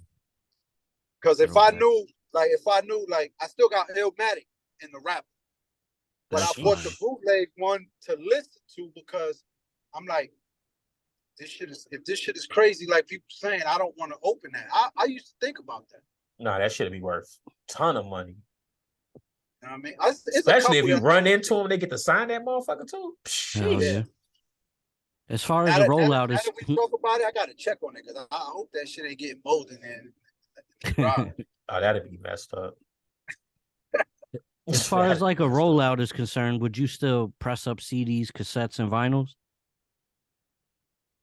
I don't know if it's worth it. Now I've seen people still doing it, but I don't know if it's worth it because people are just streaming. People want to see the visuals to it, you know what I mean, and things like that. I don't hear anybody saying, "Yo, I'm gonna go buy a CD." I think I may have saw it one time where somebody had asked the artist, "Hey, are you signing CDs? Can you send?" The artist was like, "Nah." Like people not. It's not a demand for it. It's not, you know what I'm saying? As a business, as a label owner, you know, and the CEO himself and, you know, the COO, because I'm also the financial officer, I don't see the demand. I don't see the ROI in it. I really don't. If there's no return on investment in it, I'm not gonna do it. Okay. Right now, DJs don't even want vinyl. DJs ain't even. That's because they not really spending shit no more. Yeah, they wanted an email. They wanted an MP3. Yeah, that's because they plugging up their phones and playing it like that. They not really scratching no more. Very rarely the real DJs are still out scratching. Right. Now, 5-6 years ago though, we did print up On the Brink of Greatness. I still got some of those CDs. You know what I'm saying? Still in plastic, brand new. But after that, when I realized we could only sell a couple of hundred out the trunk, and we were still left with like another couple hundred, right? it just evened it out. It was no return on investment, so it doesn't make sense to even do that. When you say people is want to see the visuals, it made me Exactly. it made me think of something. So my question to you is, we all remember when Jay dropped Streets is Watching. What project or artist, and it could still be Jay again, but what artist and project would you like to see a Streets is Watching type of visuals for? So where Does it the matter album the comes. year? Nah, it don't matter. Like any album, any artist, like that it can play out like one big movie that they album can play out like that. Because Streets is Watching to me is Life still After the Death. dopest shit I've ever seen. Oh Yeah, ooh, DVD was hard. ooh, That shit was the dopest shit. ooh. The funny thing is, I watched it. You know what's funny? It's hard to find it though. It's hard to find. It's on title. That's how I've been I looking can't at it. find that shit on Netflix. I can't find it on Netflix. I look at it on title. It's on title. If you type in Streets is Watching on title, it come up. Well, yeah, because you know. Yeah, that's his shit. So it comes up. Yeah, That's the only place I've ever been able to watch it. And one other time on my Fire Stick a couple years ago. That shit probably on YouTube. Oh, you got the Fire Stick. Oh, hell you the plug, huh? Nah, Yeah, but Life After Death would be hard. Life After Death or We Are the Streets. I would love this because Locks is my favorite. Locks is my favorite. It just would be a challenge. I think it would be a challenge for them to put it together. Like, just give it the vision. Because I personally don't think Streets is Watching was made to be a movie. I personally think he found a way to make a conjunction in between the songs. Yeah, he did. You understand what I'm saying? So because it was a mixture of what? Reasonable Doubt and Volume 1, right? It was a mixture of those songs. And I think he had to do that to make it make sense. That shit was hard though. You know what I'm saying? But I still got that. Yeah, that's very creative though. It's real creative. Like, to be honest, you just gave me an idea. What if I take all these singles that we putting out this whole year, and then at the beginning of the next year, we just give y'all a movie connecting all of that? Facts. Now that would be hard. That's what I'm talking about. That's what I'm talking about. I might need y'all in that movie just because y'all helped me with the idea though. Hey, facts. Just let me get a producer's credit. 50%. Said 50%. I don't need that. What? Give me 1%. I'd be happy. That's dope. Anything possible. In this era, we could do things like that. You know what I'm saying? Like, you remember back in the days, man, how hard it was. You want me to get out here? You remember back in the day how hard it was to even get studio time? I'm too young for that. Now it's studios everywhere. Now we got cameras everywhere. Your fucking iPhone can make a movie. True. So we could do it. It's just a matter of us getting up off our ass and doing it. I think that's what the young dudes got now that we didn't have before. You know what I'm saying? We always resorted to sitting on the crates and hustling. Now your hustle could be different because the technology just helping them out easy. And there's nothing to it. I mean, you still got to get off your ass and still got to fucking do research and learn how to work the technology. So, you know what I'm saying? It's still shout out to everybody that's doing it. Like me personally, in my company, I wear many hats. I'm not only an artist, I'm also the producer. I'm also the videographer, the photographer. You know what I'm saying? Like, I do everything, but I did all that. DIY, YouTube, learning. You know what I'm saying? Calling a couple people who I know does it professionally. But I had to get off my ass to do that. Ain't nobody show me how to do that shit. You know what I'm saying? And that's what these young dudes are taking advantage of now. And I applaud them. But this shit is hard. Some of it is, yeah.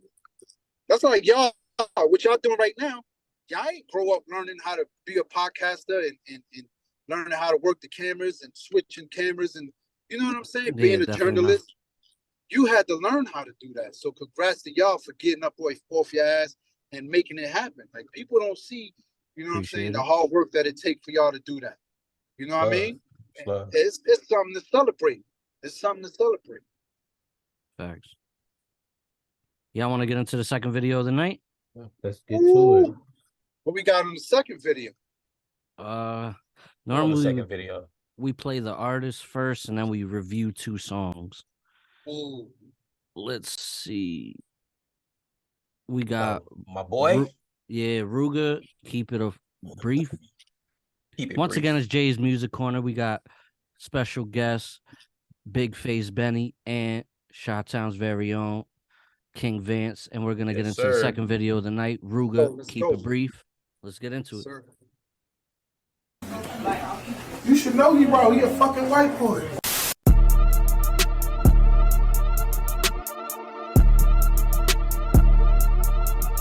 I don't like to talk, I keep it brief. You can tell by my walk that I keep it a G. We'll be all in your bushes like creeps. You ever been hit with an ARP? We got some shit that'll wake up the neighbors. A twigger behind us, we going to caper. It ain't about now, it's about later. Cause we blitz shit like we play for the Raiders. He ain't gonna make it this year like he play for the Lakers. He must not know that I run with the takers. Boy, you a dum-dum, I ain't tryna hit one of them, I'm trying to hit some of them. We got a lot of ops, we don't be worried about none of them. We hit they block, make them run. He wanna box like Adrian Broner. Them bullets hit organs, he can't be a donor. I might run up, masked up, blasting and put him 6 feet like he got corona.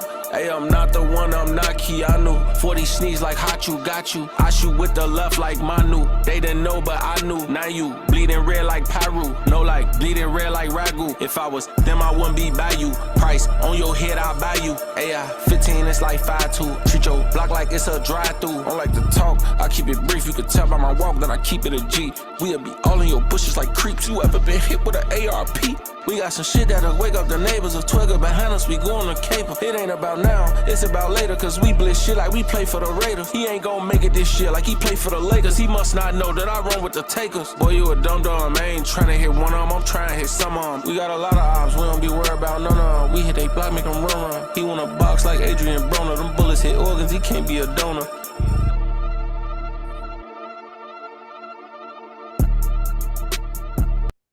Once again, it's Jay's Music Corner. That was Ruger. Keep it brief. He's also from Chicago, I believe. Yes, What'd sir. y'all think of that? Benny can answer that. I'm gonna be biased. Yeah, I ain't hear you. What you say? I said, what did you think of that? Let me tell you something. I'm not trying to be biased. I'm not. I love the production on it. You know what I'm saying? But there was times where I felt lost in there. I like the way he was flowing. I like what he was saying. To keep it brief, the whole thing was crazy to me. But I feel like, where's the format? Like I think they doing different. I think he's doing different things, but I don't know if it's for me. You know what I'm saying? Like I need format. And it might be like you said. It might be me being biased. That's that because that's I'm that used new to way I'm they used to doing the songs. Yeah, It's that Yeah. new way shit. It's like the hook, a verse, the hook, and they done. Yeah, Yeah, I 30. mean, Yeah. it kept the energy going, but I don't know. Yeah. I like what he was saying. I like him, like, I like the beat, the production, visuals was good, it was clean, but Yeah, Billy be killing it on the visuals. I think come on, man, your fans, they want more. I think they deserve it if they taking the time out to watch you, man. That's just me. No, I I think definitely they- wanted and there's more. I didn't nothing realize the against him. song was that short. I think they do those short Right, songs I to did make it. you want more. It's a good idea, That's but a then different way to look at it. give him more eventually. Like, don't just keep doing that. You know what I mean? Like, that's the first song I ever heard from him. So now I'm gonna go back and listen to what he got and see if he does come with versatility. Then it can explain why that is like that. But I'm not just gonna judge him like the way, you know what I mean, without knowing who he is. So now I'm gonna go back and really put an ear to it. He definitely versatile because he could sing. That's Right, how I see? knew him. I knew him from being a singer when I first heard him, but then he started See? rapping. I ain't know that. You know what I mean? So Me either. now I gotta go back and check homie. Like I know he probably got some shit. Yeah, he dropped some shit for Valentine's Day, I think last year or the year before last. Because a lot of people didn't know he could sing, but he started off singing first. Hell yeah. But the drill scene took off and he flipped to rapping, and it was that. Gotta get in where you fit in, son. Yeah, I know. What's y'all opinion on this Troy Ave and Taxstone trial? Ooh. What they gave that boy, Man. 19? They gave him 19? They ain't give him nothing yet. I think the sentencing is this week or next week. Yeah, Right, maximum right, is right, 25 for manslaughter. Sheesh. Where we going? That's wild, man. All right. I All don't- right. So here's part of me, y'all. I'm sorry. So I was a bit confused with the trial only because I read something yesterday. Like, I know Troy Ave testified, but I was confused because I was saying they gave him manslaughter for another shooting in 2018. So why was Troy Ave testify? I was like lost with that. Like at a baseball, or not at a baseball, but I think it was at a Chris Brown concert or something like that. The T.I. concert? The T.I. concert. Yeah, that's what they on Yeah. trial for. That's the incident that happened. Yeah, he It's the shot same- it's the Troy. same Troy Yeah, that's the Ave. same incident. Yeah. That's the same incident. Yeah. Oh, okay. Yeah. So I was a bit confused because and I discussed it with my wife about it because she graduated from law school, so I like to have these conversations with her. So Oh, I that's was dope. confused because if Taxstone shot at Troy Ave and Troy Ave defended himself, how he's only getting manslaughter? I was a bit confused. So I was thinking to myself, I hope Taxstone ain't doing what these other niggas is doing right now. Start telling them they lowering charges and all that shit. I was confused. I think it was some kind of plea deal. I'm not From what I positive. read, Oh, he did plead. Okay, see, I didn't know that. yeah, but from what I read, what Taxstone said in his testimony kind of almost make it seem like he the one that started the whole shit in the first place. Like, he honestly should have left some shit out. Because he made it seem like he gave his boy Banger the green light to start some shit and then end up getting him shot and then end up getting himself shot, somehow got the gun and he started busting back. But the way he started the story off made it seem like he gave the okay for the shit to go down. And you're talking about Troy. See, that's the thing, too. I think the case was really based off the video. But that part that you talking about, we ain't got the video to that. Facts. You know because Troy said when they seen each other, Tax looked at them like he was on some shit. And he said Banger looked at him like with that look, like, what you want to do? And Troy said he gave him the nod, like, shit, fuck it. It is what it is. But with him saying that part, though, they could still put the body on him, which is what they were trying to do originally in the first place. Man, and that's the part about the system that, it doesn't matter what it is. It's like, let's not act like the system can't be manipulated. It can. The whole case couldn't be manipulated. Everything could be manipulated with just a couple words. A couple pieces just got to move left or right, and anything could happen. It's like football, any given Sunday. You know what I'm saying? So the thing is, though, they trying to look for the truth, but they think the truth is only what they see on the camera, that little piece of footage they got, and that's what they based the whole case on. So, and you can't really base it off anything else, because I mean, we can sit here and talk about what Banger said, what Troy Ave said before the cameras came on, but right now the jury is looking at that camera and saying he gotta go. Yeah, because Troy Ave's the only one with the gun on camera. Right, but he defending himself. Right. And he had multiple witnesses that showed But I feel like he shouldn't have. I feel like once he got a hold of that gun, personally, once he got a hold of the gun, and I really don't want to speak on that particular situation because I wasn't there. Shit happens in the heat of the moment. But once he got it and them niggas ran, I feel like he shouldn't have did nothing. Because once you start busting back and you in a club, let's say he hit some innocent people, whether you shooting in self-defense or not, you finna go down for hitting them innocent people, bro. You took a really big chance of shooting that gun off like that in that club. I'm gonna tell you from my experience. I can't really call it from that, but I know when there's other people around, when you first learn anything about weapons, they always tell you, be careful of whoever's past your target.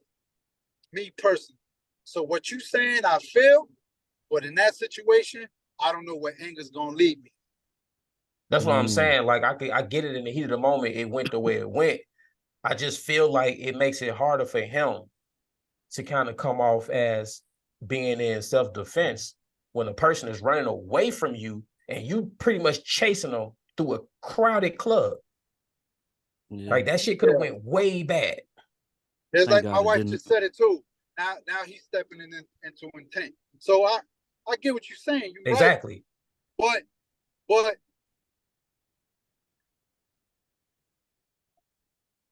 tested him on that.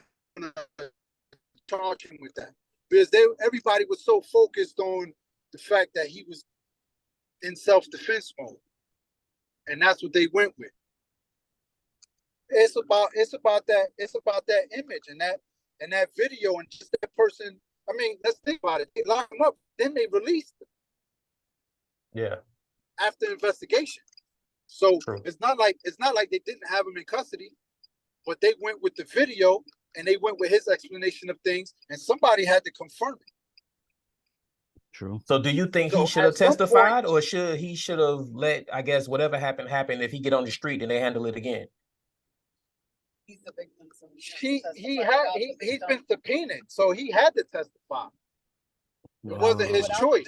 He's the victim, and without him, yeah. But because he did get shot. If you're talking about street code, that's what I'm saying. Like a lot of people looking at it sideways. It's a thin line. It's a thin line. I don't know. I don't have the details to the story. Like I don't know what he said. You know, I don't know what he said. But me personally, I don't even want to be in that position just so people don't even never lying. So people won't even be like, yo, he is I don't want to be 6'9" in the LA Fitness out here. See, that's what I'm saying. Like it's becoming really, really a thin line between snitching and just, you know, saying the shit that you gotta say. You know what I mean? Yeah, like it's getting real. It's getting real tricky out here. You know what I mean? People picking and choosing who they want to call a snitch and who they don't. Yeah, it's the game changed as far as street code because you got people like, you know, that brother Charleston White who does it for a living. You know what I'm saying? And he don't care. Like he gonna lock you up. Yeah, he ain't afraid. But some people feel like he's right for doing that, and there's people feel like he's right for. You know what I'm saying? So now we got people who want in people. It just depends on the situation and who you really.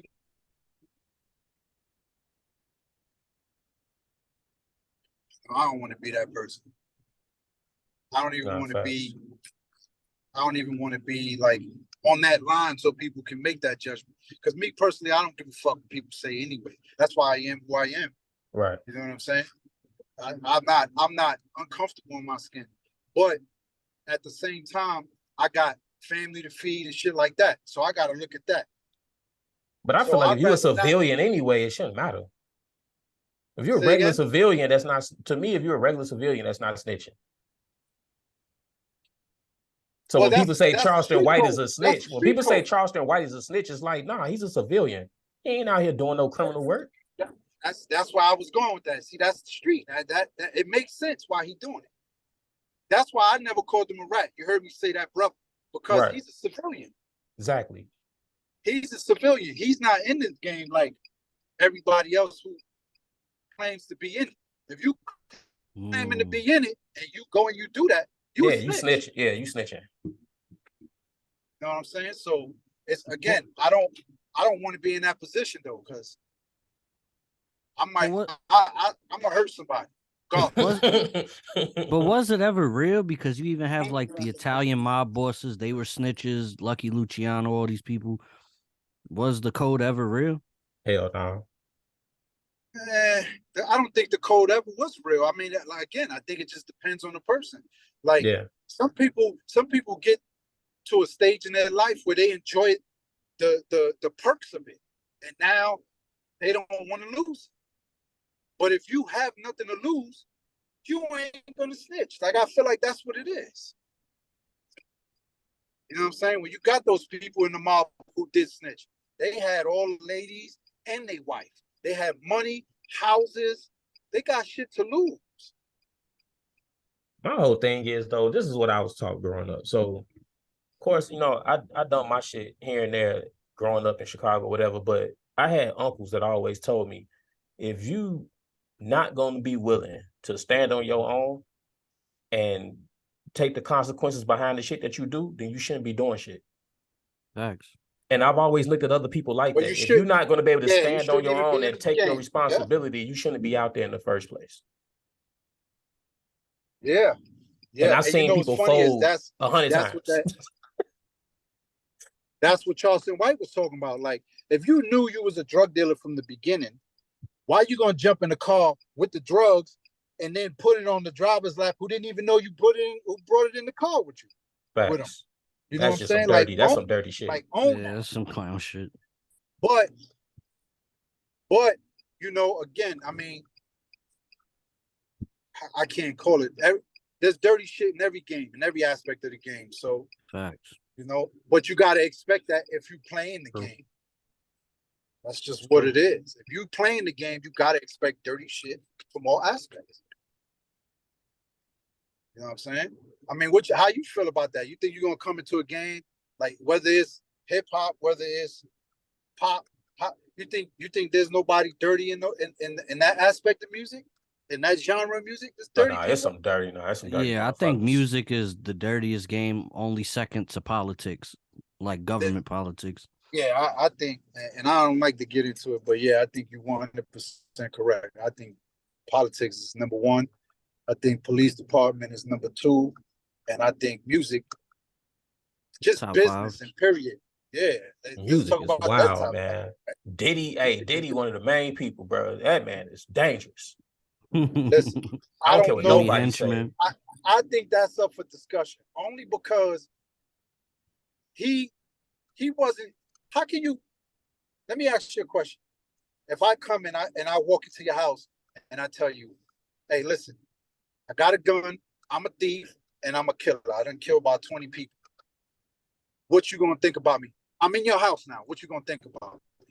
Do I have in a that relationship moment, with you? in that moment, I'm hoping you don't rob and kill me. And when you leave, your ass ain't never coming back. I'm telling you who I am. That's what I'm saying. So I'm hoping you don't do those things to me. Okay, I get where you're going. I'm giving you my profile. Diddy gave him the contract. You know the track record. Is it that they didn't read it? No, that's their fault. Oh no, I'm not blaming Diddy for none of it, but I'm just saying he's a dirty motherfucker. I'm not blaming him because at the end of the at the end of the day, they grown, they got to make their decisions. You should have hired a lawyer to look over your shit, and you know, that's on you. But we see this time and time again. So at this point in 2023, I don't feel sorry for none of these motherfuckers. Right. If you get got in 2023, you just got. I don't give a fuck. Yeah, exactly. Exactly. And I think that's in all aspects of the game. Yeah, you got the world at your fingertips. Right, exactly. I mean, you can't sit there and be like, you know, and I'm talking about like even in the level that we at right now, where we looking for like we work with like underground promotional companies and promoters and party promoters and things like that, where we could get gypped at any moment. We heard those stories already. We heard those stories. You know what I'm saying? From back in the days. So if we get gypped now, we get, you know, robbed now for our money, that ain't nobody's fault but ours. We should have knew better. Facts. Where that contract at? CID, make sure all that shit is all that. Get to my lawyer. My lawyer take care of all that. Facts. I will say this though. I will say this as they all gotten older, because Diddy was a young CEO. You know, Master P was young. Baby and his brother Ryan was young. A lot of these guys was young. Suge Knight was young. Easy was young. I do feel like as time goes on, if you can make it right, why not make it right? Like if Diddy know he screwed over those people out of all these years that went by, why not make it right? The same thing with everybody else. I don't think he feels he screwed them over.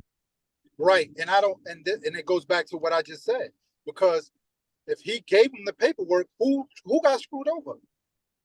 I mean, the person that signed it got screwed over, but damn, at some point, at some point, morale has to kick in and say, you know what? I know I did them bogus. You would hope for sure. You know what I mean? Like, damn. But I don't know. If I walk away from a situation and I just got scratches, I'll come back for my shit. That's what I'm saying. That's what the Locks tried to do. The Locks tried to come back for their shit. You know what I mean? Like it was a valid attempt too. They did it. I heard they got paid something, but I think everybody else they got to relook at their contracts and look like Sean. I don't know what Sean did so many years in jail, but I heard he got that co-sign from Diddy to be the political head over there where he from. You know what I'm saying? But and he owed him that. Nigga, I went and did 10 years for your dumb ass. You better do something for me, bro. You know what I mean? Man, I should have that's came what home I'm to saying. Like, if 3 he not mil. gonna pay them, he need to pay forward with something else, like how he did Sean. Right. I just feel I couldn't do that. Like if I had a label and a label came to me and was like, I'm going to give you 30 million because we believe in your label and your artist and what you do. And if somewhere in there I fucked over my artist, whether it was on purpose or by mistake, once it's brought to my attention that my artists feel like I screwed them over, then we're going to have to sit down, try to figure this shit out, and then I'm going to smooth everything over because I can make more money with them than them leaving, and I'm just collecting money on old music when we could be collecting money on old and new music. Well, and here's I'm not saying you're wrong, 100%. Yeah. I think you're correct, but me as a label owner, and I have multiple artists. Right. You're not the only artist right now, so I can't constantly cater to you and worry about, even in situations with you, when I got to worry about not only the company but also the company's progression, the next artist. I'm looking for new talent. I'm starting businesses. At that moment when Diddy was going through the situation like with the locks, he had multiple ventures going on. So him worrying about the locks, to him, it's not a priority. Nah, I feel that, but goddamn it, you gonna make me a priority because my shit got to be right. Yeah, but you gotta come correct too. Like you gotta get your lawyers involved. You gotta come up with that. You're like, why I owe you this money? Why this and why that? Let's just come up with a solution. You gotta do the work for him. No, that's right. I think Diddy is also the only person that never had an artist be on the same level or surpass him. That other than Biggie. That part. He got cut short though. Biggie made him realize that he was a partner, not just the boss. Yeah. You know what I'm saying? Whereas everybody else looked at him as the boss. So how you expect to be paid and respected when you treating somebody as the boss and you letting them know like you control everything? Like in my company, everything is 50-50. I'm not trying to give you too much of the business, but my artists, they work just as hard as I do. So they're gonna get 50% of whatever they get, like of everything. That's just me. Because what I'm building here is not just for me, it's for you. We starting from the ground and we going up. Right. So I have to treat them like that. You know what I'm saying? And I feel like it's only right. And these are people that I'm helping become better artists, better people, shit like that. So if we doing all this work together, you're gonna get this money together. And it's gonna be 50-50. That's just how I feel. But back in those days, if you didn't read the contract, I'm getting 80-20.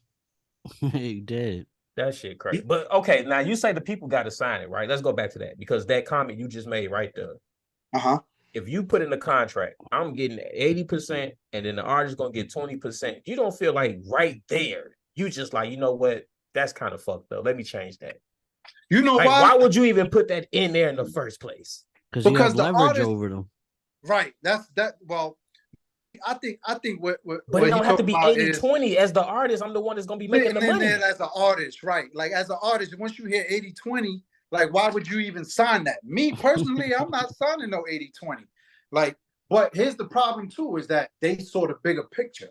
They thought, oh, we about to make this million, we about to do this, we about to do that, and they felt like they was gonna make that money. So they didn't give a fuck. They was like, yeah, let me sign this. Let me do this. Man, get off the street. Hell no. 80-20 sound fucked up from the beginning. Yeah, what they forgot too is that you just took an advance from the company. Exactly. Now you gotta pay that shit back. And you gotta give them 80%. How you catching up? You ain't. That's why I feel like it's fucked up to begin with for the label to even put something in there like that. Like as the label. You couldn't start off at least 60-40, bro. You know what I mean? Like, damn. It's a business. Here's the thing. When you go to the supermarket right now, you go into the supermarket that's convenient for you. You go to the first one that's next to you. The motherfucking rice and beans combo is $15 at this supermarket. But if you want to take that extra mile walk to the other one, it's half that price, and it tastes the same. What you gonna do? I'm going that extra mile. Fuck all that. But motherfuckers wasn't doing Some that. people It was won't. convenient at the moment to Nah, do I feel what they you. did. Yeah, nah, I feel you what you're saying though. And I'm not trying to be a dick or an asshole about it. It's just, bruh, if you really cared about your career, you would read those lines. No, facts. That's true. And That's true. you have to.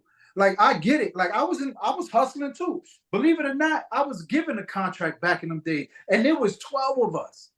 Mm. And I turned it down because they didn't give 11 other contracts. Mm. And I read the paperwork to see that I was the only one who got that paperwork. And I went and I called the meeting, and I didn't even tell them yet. I was like, yo, I called my lawyer. I need you to read this paperwork. Because it doesn't say GMS. It just say Benny Blanco on it. It don't say nobody else. I need to know what's going on with that. Oh, we only want you. Guess what? You're not going to only get me. Because I came with 11 others. You know what I'm saying? Whether it's going to be one group or two groups, or I didn't bring this connect up. One of them did. So have you seen the Wu-Tang series? Well, you ever felt like you could have maybe worked out a label deal or talk to the crew and be like, yo, look, they're going to sign me. I'm going to get on and I'm going to come back and grab everybody else. Well, after I told them, believe it or not, after I told the label owners I need them in there, they gave me a time frame. They gave me like 48 hours to get back to them. They was like, listen, we're not going to accept that right now. Go ahead, talk to your lawyer, and then get back to us. We give you 2 days, 48 hours. Right. In that time, I went straight to the guys and I let them know. You know what they told me? Do it. Because if you on, we on. Right. Did you see the Wu-Tang series? Like how all the members had different deals? I'm catching up to the new season. But Yeah, the first season, but it was something like that. It was something like that. A lot of the members had different deals with different companies. Some were on-signed. Yeah, but RZA did that. Remember, RZA looked for that. But back in those days, bro, I'm going to keep it a buck. All I was worrying about was the money that I was getting at the moment. I wasn't even thinking to myself, because one of them said it. I remember my brother, Striker, said it. Strike said it. He goes, once you on, we on. And I didn't think to myself, let me sign this paperwork. Let me get this deal. Let me get this money. And then I get them on the album and we start like the way he did it. Right. I didn't think of that. I wasn't that smart. You know what I'm saying? My trial and errors, or all my errors and all my mistakes is what made me smart. I learned through hip hop, bro. I'm gonna keep it a buck. I didn't learn from school. I got my GED. I learned from hip hop. Y'all think it's a game when I tell y'all that hip hop is everything to me, bro. I learned everything from hip hop. I believe you. And I took whatever the shit they said, I fact checked it, and I said, there gotta be more to that. And I researched it. That's how I learned. That's how I learned about the game. That's how I learned about business. That's how I learned math. That's how I learned everything. The streets. The streets is different in music when you're talking about outside of Brooklyn. I learned a lot of shit about Cali through music. Then when I went there, it started looking familiar. But people think music is just music. You can learn a lot from music, bro. Nah, you can't. That's a fact. It's just, and that's what music is supposed to be about, though. You're supposed to be able to not just talk about popping pills. You should be able to say some shit that'll help somebody learn something. And I think that's what the difference between the Nas's and the Nas X's. I mean, that's just me. I mean, back in the day, there was a lot of fiends, bro. You had Eminem, DMX. A lot of the older rappers said that they were on like dust and shit. That was the shit back in the days. That fucking they used to sprinkle that shit in the weed. I mean, I never died, bro. I just don't think they rapped about it. They were doing drugs, but they weren't glamorizing it like that. Yeah, no, but they never glamorized. I think we calling it glamorizing, but I think what they were trying to glamorize was the comeback. And I think people only heard dust. You know what I'm saying? Like, I think that's really what happened. And I think like, because when DMX was saying it through his words and with God. Like, yeah, I smoked, you know, I hit the pipe, I did this, but he was talking about his comeback with believing in God. Like, I was that low, and here I am because I did it through Jesus. I did it, you know, but we didn't hear that. We heard DMX was smoking, you know, rest in peace. You know, God bless his soul. Like, but I think that's what the listeners always do in hip hop. And I think that's why we always bump heads, is because we listen to that one negative part and we run with that shit. We take that inch and we go a mile, and then we cause that issue. And then now you just ruin somebody else's life because now you're talking bad about that person, but you ain't hear the part about him going to church and believing in himself and believing in God, and he up. It's tough. So that would make a person really want to sit back and not create a certain type of, like, give the audience all of them. Because my shortcomings, you're going to take that and run with that and be like, BigFace was a crackhead back in the days. No, motherfucker, I didn't tell you that. I said I sold crack. Like, you just took my whole shit and went crazy. Yeah, take it out of context. I get it. Always. And you know, the one thing, like, people always say, like, our genre, our culture is always against each other. Well, let's fucking sit here and actually start listening and communicating properly. We probably won't do that. True. And I get it. Hip hop was based off competition. But it was a friendly competition. Even back in the days, DMX and Jay-Z, they used to battle each other in each other's faces and still give each other daps and walk away. But what the crowd outside of that did, fuck Jay-Z. No, fuck DMX. No, it's about Brooklyn. No, Bronx. Come on, bro. Did you see them two motherfuckers fighting? Why y'all fighting? I think the new generation is too sensitive for that. Hey, they low key ain't really started. Well, DMX ain't really started beefing with him until Jay became president. That's another one. I mean, and Jay went over there fucking shit up. They wasn't having personal bars neither. Yeah. Now you fucking with money. Now you fucking with my money. So that's different. But we talk like the actual creation of music. It was never no beef. It was just competition. You know what I mean? They always walked with their chests out and bumped into each other in the cipher and kept it moving after a pound. They never. Well, Rough Riders and Rockefeller was always close though. Yeah. But even close. then, the Locks felt some shit too, because you know they always talking about that in their interviews. They always talking about, like, you know, like when they did what was it? What's the name of the fucking song? I can't remember. Reservoir Dogs. Reservoir Dogs. They said it. They was talking about Jay. When you know, for whatever reason, I guess something happened that they called him. He ain't make it to the studio. They felt some kind of something like that. Plane. Yeah, straight off the plane, because they came from. But you know what? Even to this day, have you heard a Jay-Z response to that? We've all heard the story. Mm-hmm. You ain't hear Jay-Z respond to that in no interview. Jada also said that Biggie was dissing him on songs. Yeah, right? You know what? I had to go back and listen. I still ain't catch it, so I don't know. Yeah, he said the bar too, but I can't rapping it but not living it. Right. Mm-hmm. Yep. Well, how would that be a shot at them? Because they was really living what they was saying though. Why would they take it as a shot at them?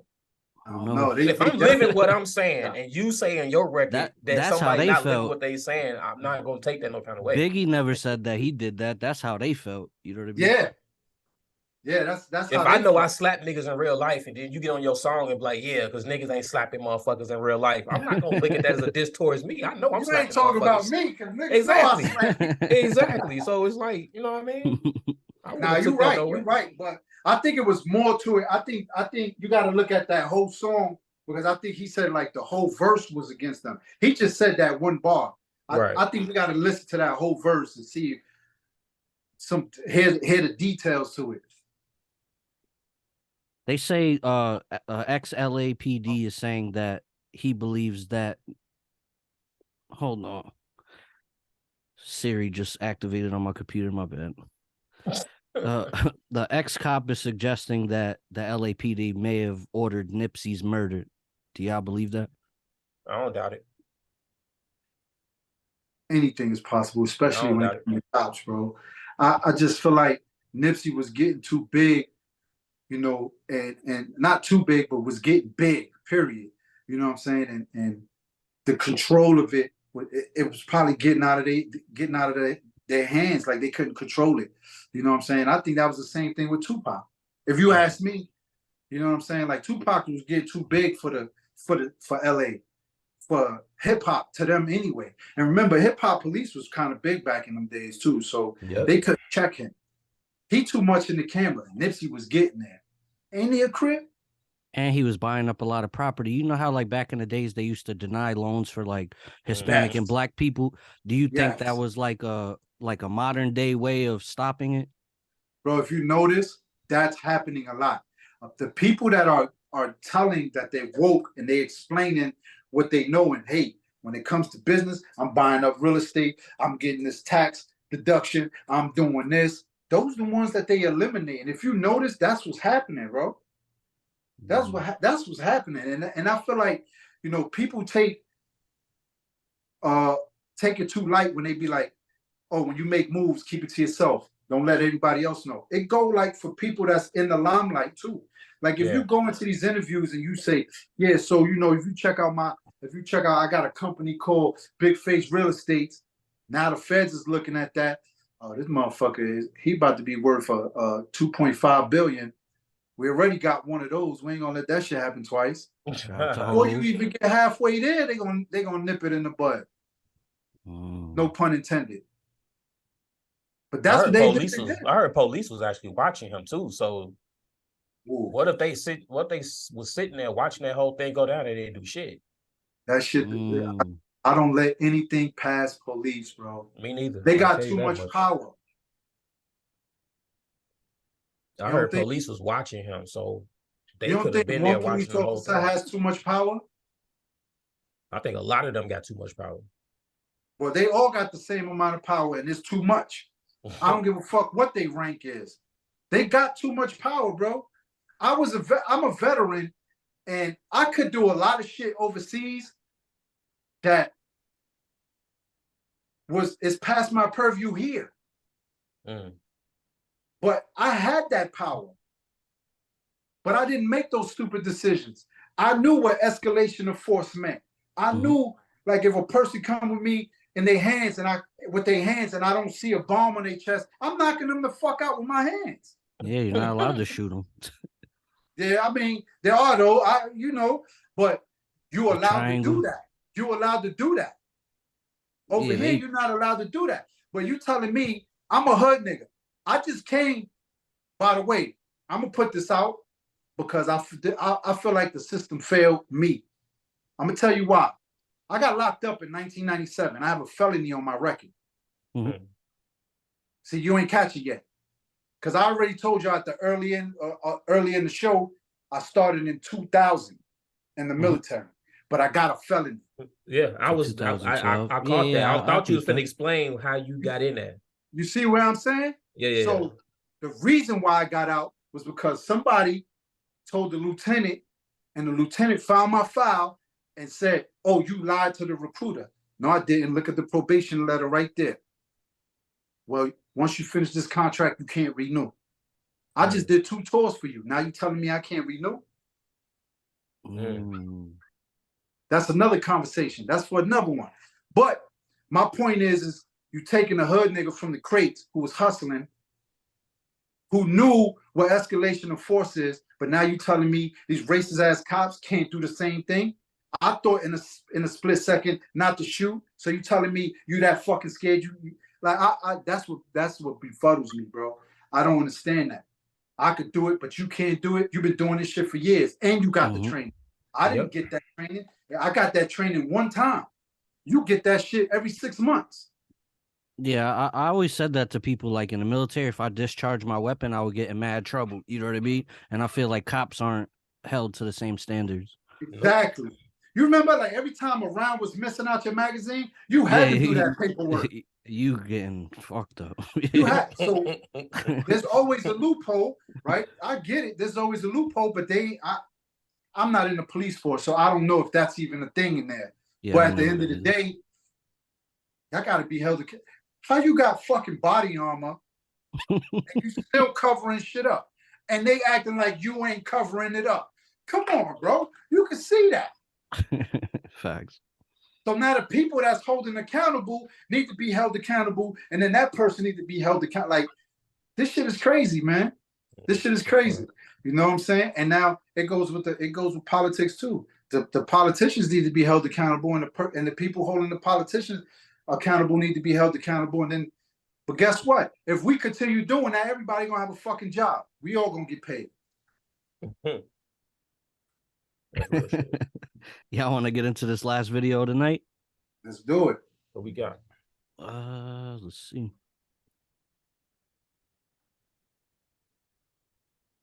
Once again, it's Jay's Music Corner. We got co-host King Vance, Chi-Town representative, and special guest, Brooklyn Zone, now resides in Florida, BigFace Bennie.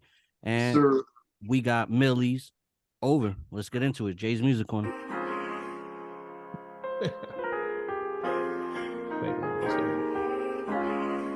I be feeling like, wake me up when all this shit over for real.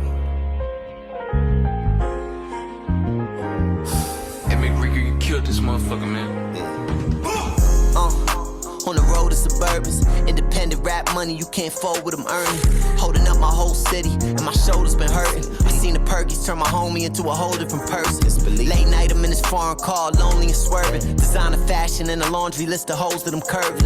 Main bitch mad, I'm picking up the phone and she cursing. I can't express my feelings, she don't even know when I'm hurting. Waiting on this drink to kick in, and I don't know if it's working. Cuban chains all on my body, see my glow up in person. We was ducking from the people, throwing dope in excursions. My best friend's life, cause they was really known for the purging. I'm trying to send someone to urge them before they make me a patient. With the stroller in the hospital, hallway pacing. Put it on my mama, I was young, broad day, my shit blazing. When that out of towners, when I close, when I'm aiming, it's my only mission was to stay alive, I'm trying to make it killing. The bitches left me, I was broke, I had to get about my feelings. Try to tell my youngest not to slide, but they too busy drilling. And I've been trying to ease my pain, I'm popping perks like penicillin. Can someone tell me when it's over? Over, can someone tell me when it's over? Over, somebody tell me when it's over. Over, somebody tell me when it's over. Over. Backing out that foreign, it's a Rari truck. Police already know that thumper in the car with us. From C&B, that made my shooters from Somalia. And she don't do the perkies, but she quick to fuck the mollies up. I'm catching red eyes, doing flights into LaGuardia. Speeding on a Deegan, data rolling up exotic stuff. Feds using lyric system, trying to make it hard for us. Free all my young thugs bidding, I know that God with us. Quintuple the gross. Met her in Miami in a race, but we fucked in a ghost. Never got a title, she just who I fucked on the most. I put this mad shit on my back and gave the whole state hope. I'm somewhere out the region with my demons, probably California dreaming. Got my youngins out the way so they don't body shit this weekend. I just pop one of them Muno shit, I'm obviously geeking. I roll 5 to my city, how you a op if we ain't my only mission was to stay alive, I'm trying to make it killing. The bitches left me, I was broke, I had to get about my feelings. I try to tell my youngins not to slide, but they too busy drilling. And I've been trying to ease my pain, I'm popping perks like penicillin. Can someone tell me when it's over? Over, can someone tell me when it's over? Over, somebody tell me when it's over. Over, somebody tell me when it's over. Over. Once again, it's Jay's Music Corner. That was Millie's over. We got co-host King Vance and special guest BigFace Bennie in the building. What did y'all think of that? That's my guy right there. That's my guy right there. I'm really curious to hear what King Vance think though. I was a little surprised. I didn't think he was is he white? Mm-hmm. Yeah, I think okay. Boston. Okay, yeah. They threw me off a little bit. I thought he was just part of the entourage at first. But no, the beat was cool. One of them real laid back, going for a chill drive type beats. He killed it with the flow. Wait, is this the first time you heard him? His name sound familiar, but I think it's the first time I actually heard the song. Artist. My brother. So I heard him before, but I think it's the first time I heard a song from him though. Hey, listen, Buddy nice though. Somebody to tap into, trust me. Yeah, Buddy nice though. I fucks with it.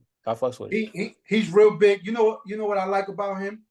And all race aside, because you know what I'm saying? It does catch you off guard, like you said. But what I really like about him is he from the hood like us. His pain is relatable, and he not scared to put it on record. Yeah, you can hear it in the music. It's in the music. He breaks it down for you, like you could relate to that. But then he also give you the small wins that he he liked to celebrate those, and you could relate to that too. You know what I'm saying? And it's big. Like if you're gonna tap into him, one of my favorite ones is the ones he did with Jim Jones, the ones he did with Jada Kiss. You know what I'm saying? Like his solo career alone, like his story alone is crazy. Like he's pure hip hop. Like he's the type, you know, from his story, he went to the Cypher, to the BT Cypher for 3 years in a row. That's how he got on. They rejected him. Oh, damn. Right? He 3 years in a row, they wouldn't let him on. And what happened? All he needed was that one person to cancel. One person. And the lady looked at him and was like, you, come here. No. And he was ready for it. That's you got to be ready. You got to be ready. And that's hip hop, right or wrong. Like, and I get it. You know what I'm saying? Nowadays, you know, we in I guess Ari Spears calls it the moist era. And I get it. And I moist era. I get that sound crazy. Yeah, he if you ever listen to his interviews, he backs that shit up. You know what I'm saying? Like, he'll tell you about LeBron, the conversation between LeBron and him. I agree with a lot of shit he say. But back to that, what hip hop is about, I think he's the epitome of it, Millie's, because he started from doing that. But we don't have that no more. We don't have that no more. You know what I'm saying? Like, he came from that gutter, he give you that pain, and he give you the small wins. Like, I love that. I'm a fan. I'm not scared to say that because he's younger than me. That's not. He make real music. Nino Man is another one. Nice. What's my man name? The Crip from New York. Dave East is another one. You know, some people might feel like, but some people feel like, oh, his flow is he uses it too much. So does everybody else. But I love his known lyrics. for that. Yeah, like his lyrics is you relate to that. You know what I'm saying? Some of these young cats got it. You know what I mean? It's just, you got to give it to them. I ain't going to be the old nigga, though, calling them OG. I tell you that. Nah, I don't do that. That big bro shit. Nah, buddy. Big bro? You younger than me. You ain't getting none of that from me. Fuck out of here. I still love you, though, but you ain't my big bro just because your money bigger than mine. Facts. You ain't none of that shit. Fuck all that. I don't see how some of them older guys do that shit. What up, big homie? I'll be like, fam, there's no way I'm calling a younger nigga big homie. You know, I think they do that because of status. And I still don't think that's a good reason. I still don't think that's a good reason. You know what I mean? If I had a little brother and he was just the man in the street, I'm not calling him big bro. Yeah, that's still your little bro. That's still my little brother. But he might get mad that you don't call him big bro. That's if he's my little brother, he's gonna know why I'm not calling him big bro, and he gonna live with that shit. Some people getting their feelings about that. And if you ain't older than me, ain't no way in hell you my big bro. Yeah. Like, you know, I told you I just met my family. Like, I just found out, you know, my biological family. My cousins look at me because, you know, I'm 6'2", so they look at me. What up, little big cuz? But they younger than me. They just be joking. You know what I mean? So we just laugh about the shit. But on some real street shit, I'm not calling you, what up, OG? And you 30 years old. Come on, man. I'm going to respect you, but I ain't calling you OG. Like, all right, what up? Yeah, I respect what you got going on, but if I'm older than you, I ain't doing none of that big shit. You ain't gonna do that shit to me. On the flip side, a lot of people think that they're OGs, but they're really just old. Yeah, no, that's a fact. Yo, that makes that's any a sense good point too.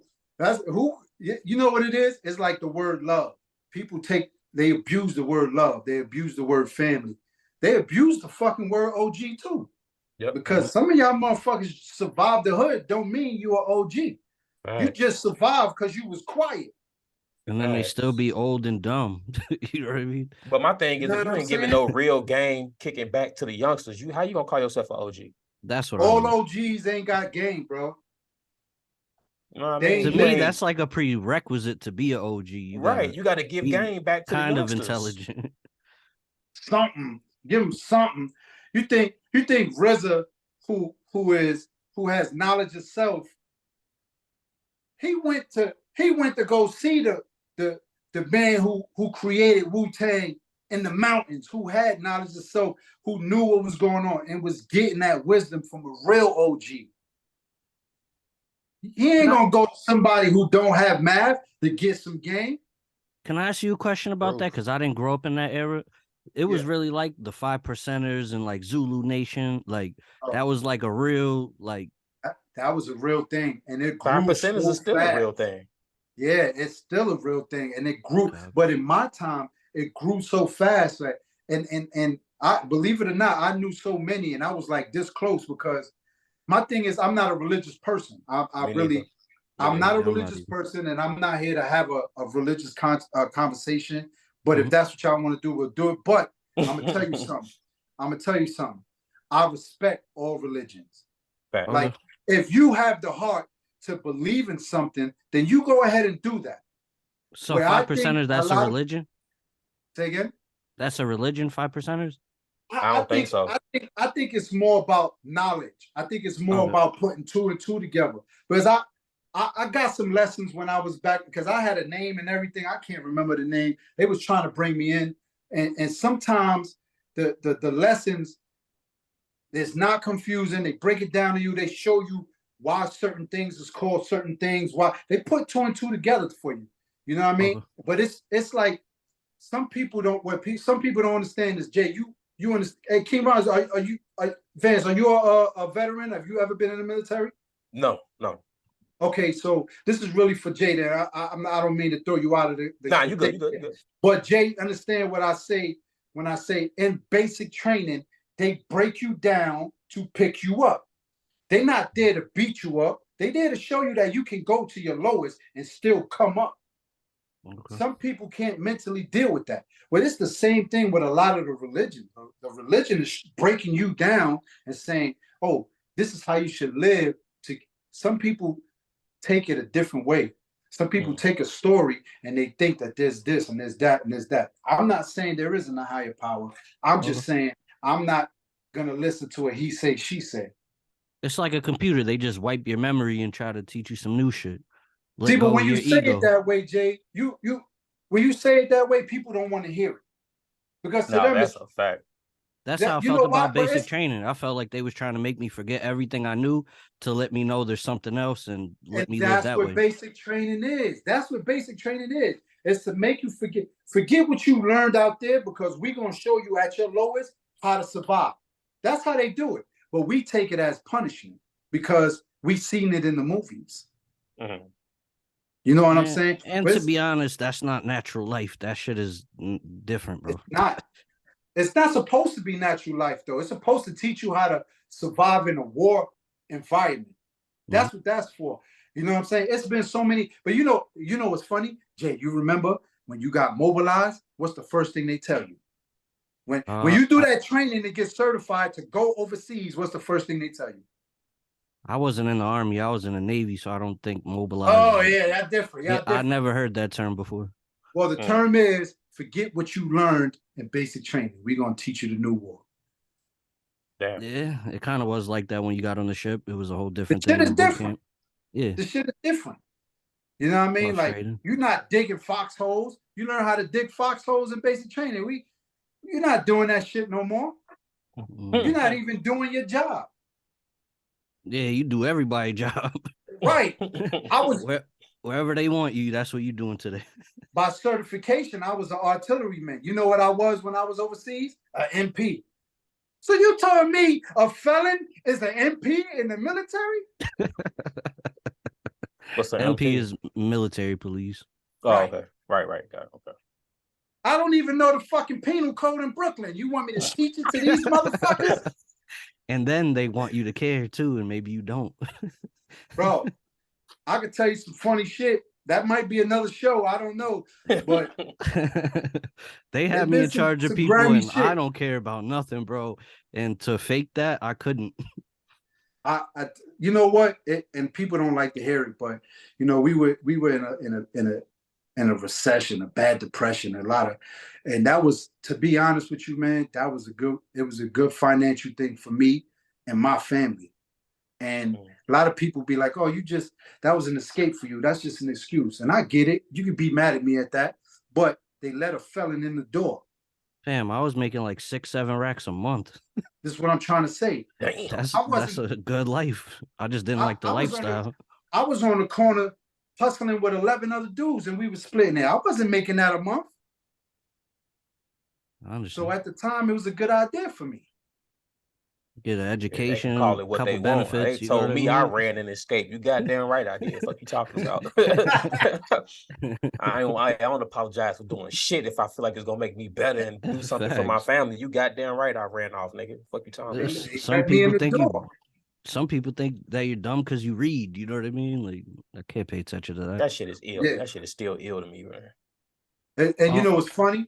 You ever saw the interviews with RZA? And he was like, everybody else used to play around and hustle, and I used to read, and people used to look at me and laugh. Yeah, Called him a weirdo and all kind of shit. you a geek. That's what I hated about hip hop culture is why are you a weirdo if you're intelligent? We'll down that, know. but we'll celebrate the stupid. I was never down for that.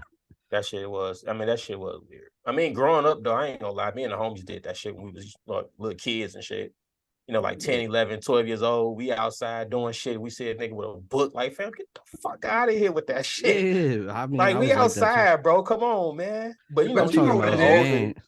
Yeah, when as you a man, it's kids, weird. you want to go have fun. Like it's Right. Some people say we were ignorant, and to a certain extent, we was. We ignorant. was, yeah, we was. Yeah, so I kind of understand it. And now that we older, even like when I was, you know what I mean?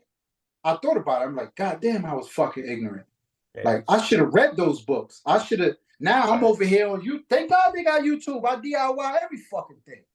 True. But a lot of the time, you only know what you see. Like I didn't know that I was grimy and an asshole until I left New York, and then I came back, and now I'm a changed man around a bunch of grimy assholes, and I'm like, damn. Now I know why I was the way I was. See? Yeah, sometimes it's just you got to get out your element. And that's really what it is, bro. Yeah, when it's you the read a environment. book, yeah, you getting out your element. When you go to school, your element is the environment that you surviving in. That's what it is, because you conform to that. School would take you out of that. Then that shit came into the school. Mm-hmm. When you think about it, you know what I'm saying? It became part of school, but it was your job to get into the books to get out of that in school. Unfortunately, we didn't do that. We were so ignorant. We just wanted to have fun. Mm-hmm. You know what I'm saying? To us, fun was jumping motherfuckers and fighting motherfuckers, and then later on it got to the guns and shit. That's real shit.